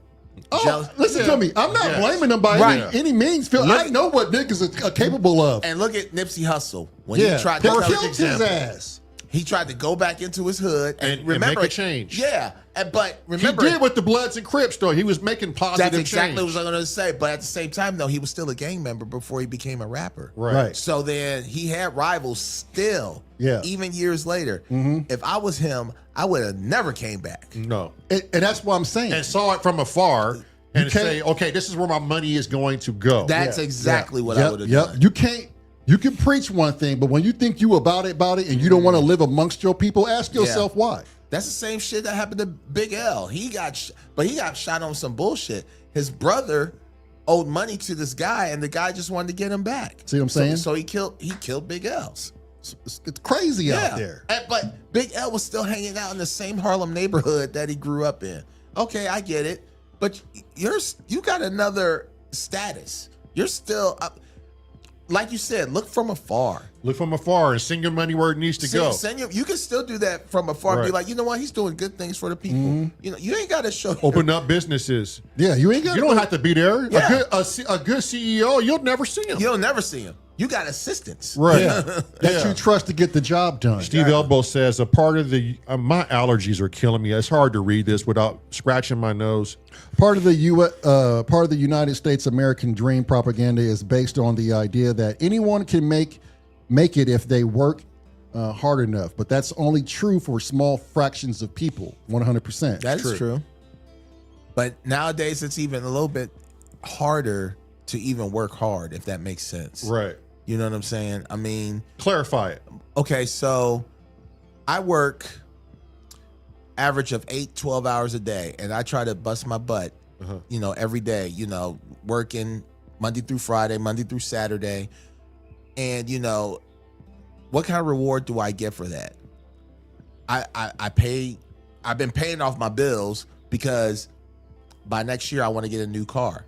So, and I'm always at the hospital. I'm not saying I'm always at the hospital, but I have a heart condition to where it has to be checked and looked at, monitored. Okay. I have a team of doctors that I'm blessed with for the past 6-7 years that help me, whatever. But the bills are so damn expensive. Right.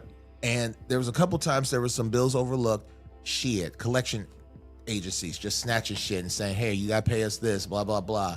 Or we'll garnish your paycheck. Stuff like that. Right. So no matter what I do, no matter how hard I try, and now as of late, I've been paying off my bills and all this other stuff just to try to make these ends meet because I want a new car. Right. My my car has no air conditioning. Right. So I have to roll down the window. My glove compartment is duct tape because my latch broke. But it's still a little bit hard. Like no matter what you do, how many hours you do, you really don't see the reward. We just got a raise. But it wasn't like $15 more than what I made. It's a blessing to get one, and we get one every July. Thank you.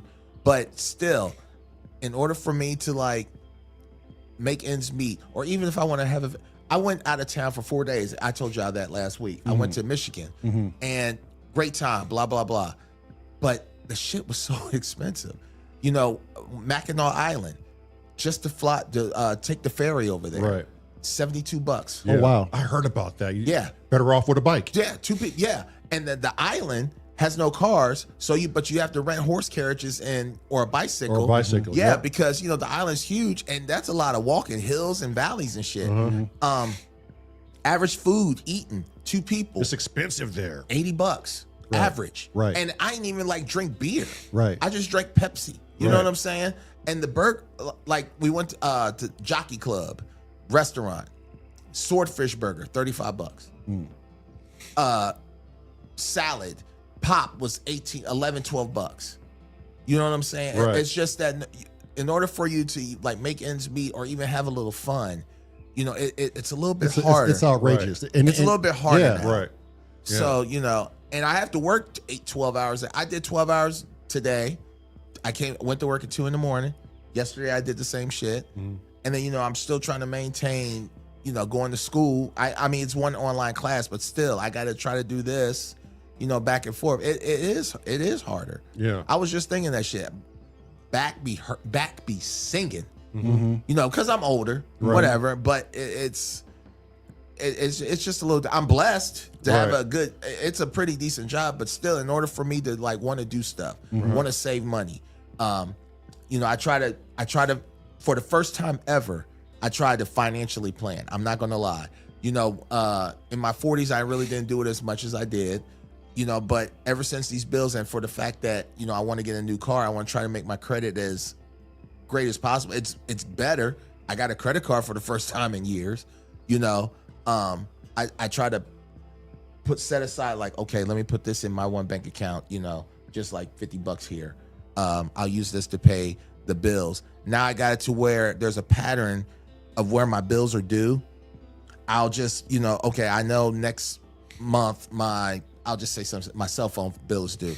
Boom, I'll just pay that. I pay my school bill for PFW. Boom.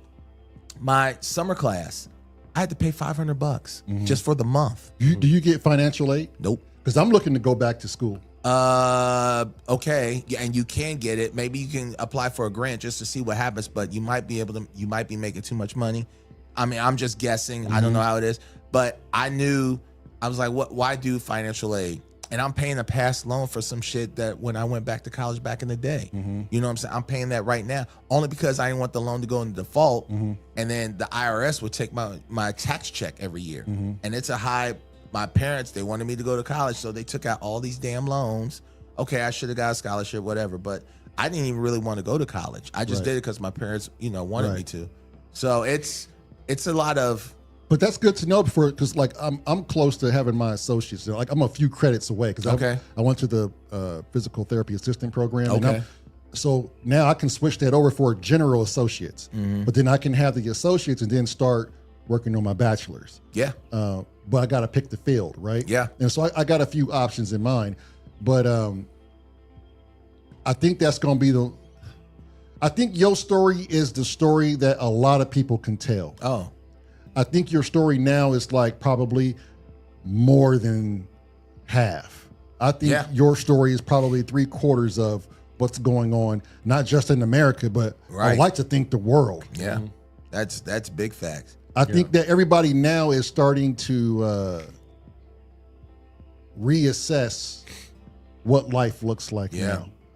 Probably for the first time. For the first time, like in a long you time. had said, you know, the past 6 years, groceries have been up and all this other stuff. But this is like the first time people are like, "Oh shit, you know, oatmeal is like $15." Right. You know, all this. When that shit used to be like $2 a box. Yeah. Cereal is stupid. No, actually, you get a better price on sugar fucking Twinkies and cereal than food. I can go out and buy 2 bags of Oreos for $2.50. 2 for 1. Yeah. They can't, that's what I'm saying. They can't move the shit fast enough. Yeah. People's priorities are changing. I go into the cereal aisles at the store and they're full. Normally it's like, oh, it's missing just one cereal I like. Yeah. They can't move the shit. You're right. Yeah. I'm scared to, like, I start to eat the whole grains ones, and those are ones at the top shelf, right? Right. Those motherfuckers are expensive. Yeah. Right. But I still get them. Like, I love Quaker Oat squares. Yeah. It's like $6. Right. A box. And A the box. box It's is like that.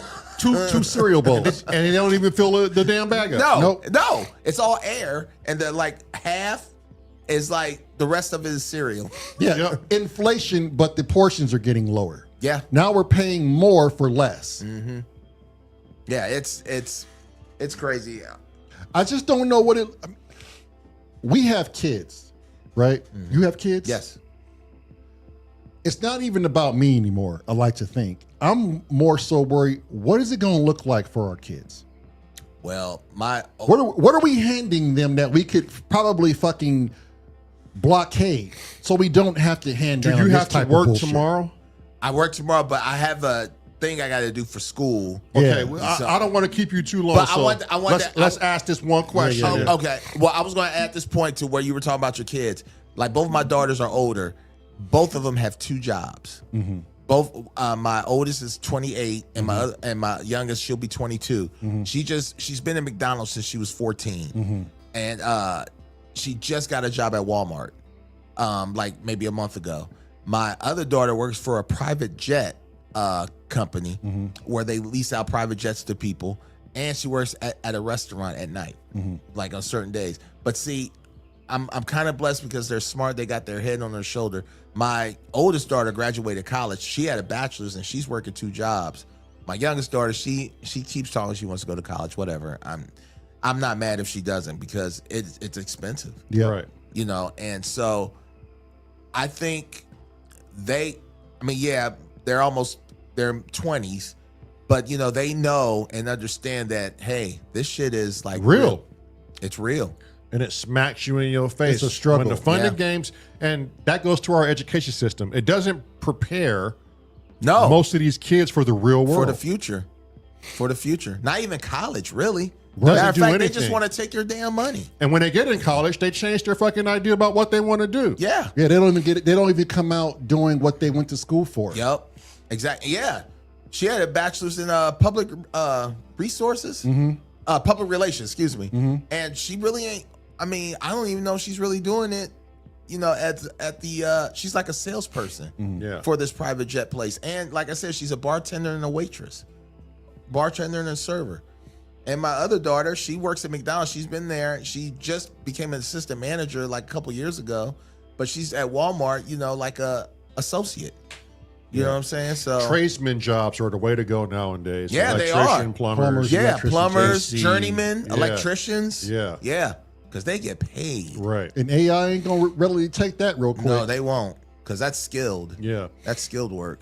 And it has to be a physical touch. Yeah. I mean, that may come in the future, but right now it's safe. Right now, it's I'm talking like 2045 probably. Yeah. You'll have robotic plumbers. Yeah. I think by that time, he'll be right. We'll have universal income. We're gonna need And it's going to be a tiered system. Yeah, which would be I mean, I hate to say it, that's a pretty good idea. It is, and then it gives people like us a chance to focus on things like Family, music, art, hobbies, things that we want to do and we enjoy. And thank you. And then what we created AI for is to alleviate all that shit for us, so we can have more productive lives and focus on the things that matter. I don't believe in the fear mongering. Everything we do as human beings is always negative. Based on fear. TV, if aliens come, shoot them. What if AI is developed? It's going to be dangerous. Like humans are already fucking dangerous. We're already killing and shooting each other and doing the worst, poisoning each other, making cancers and and you don't know him, but one of the most, and he goes underlooked a lot. One of the most positive people in our community, in our chat, is Steve Elbows. No matter how dark it gets, he always says, "But there's hope." It doesn't always have to be this, but there's hope. But we're groomed to always look at negativity. Groomed to look, like I said, that's a condition. It's built within us. When in doubt, shoot it. And sometimes when we're all talking about this shit and Steve leaves a little key phrase that he likes to say, I pay attention to it. I always have. And I was like, that's right. And I forget about that. Because at the end of the day, I never stop hoping for the best of humanity. I used to go to bed with all types of shit on my shoulders. Why is there starving children? Why did those bus full of children die? Why people getting bombed? And until I told myself, that's not my problem. My problem is waking up every morning and doing the best that I can do and affecting someone in the most positive way where it changes the micro. I can't focus on the macro because it's beyond me, right? I can't, to me to try to combat that, it's futile. But what I can combat and what I can do and be accountable toward is my own actions. And so even that, the smallest ripples create the biggest fucking change.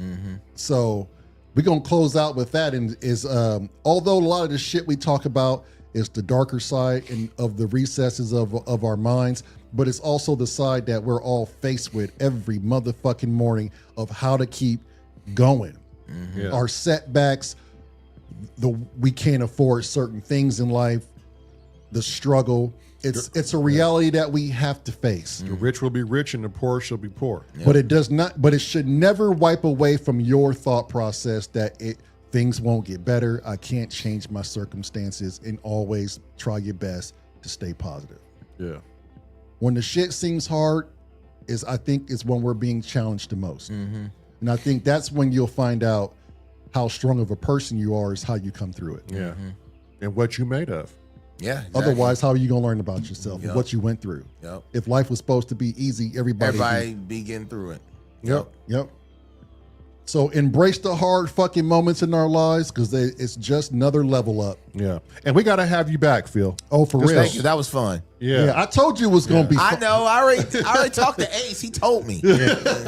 Shit. Let's have you back when you're not so busy the following day. I got 3 more weeks of school left. After that, we can get it on. We can get on. Let's get it on. I want, this is my last class. 3 more weeks. Short summer. So yeah, because there's so many more questions I want to ask you. Oh, absolutely. Yeah, this is great. And not even just that, but just a genuine conversation with real real fun. people. Yeah. I enjoyed myself. Thank you very much for having me. Yeah. Appreciate it. It was great. Thank you, everybody. Yep. Synth punk rocks and Yeah. everybody. Thank you, punk rock. Australian dudes. Yeah. And everybody else that was listening. You ever Tom think Smiths you and ever your think Uncle you could, Chromes and your Cheeches and you ever think you could talk to somebody around the world? Yeah. You know what I mean? I know. That's crazy, though, too. People around the world hearing your Wow. story. Yeah. All right. All right, y'all. As we always say, love you. Bye. See you tomorrow. That was awesome.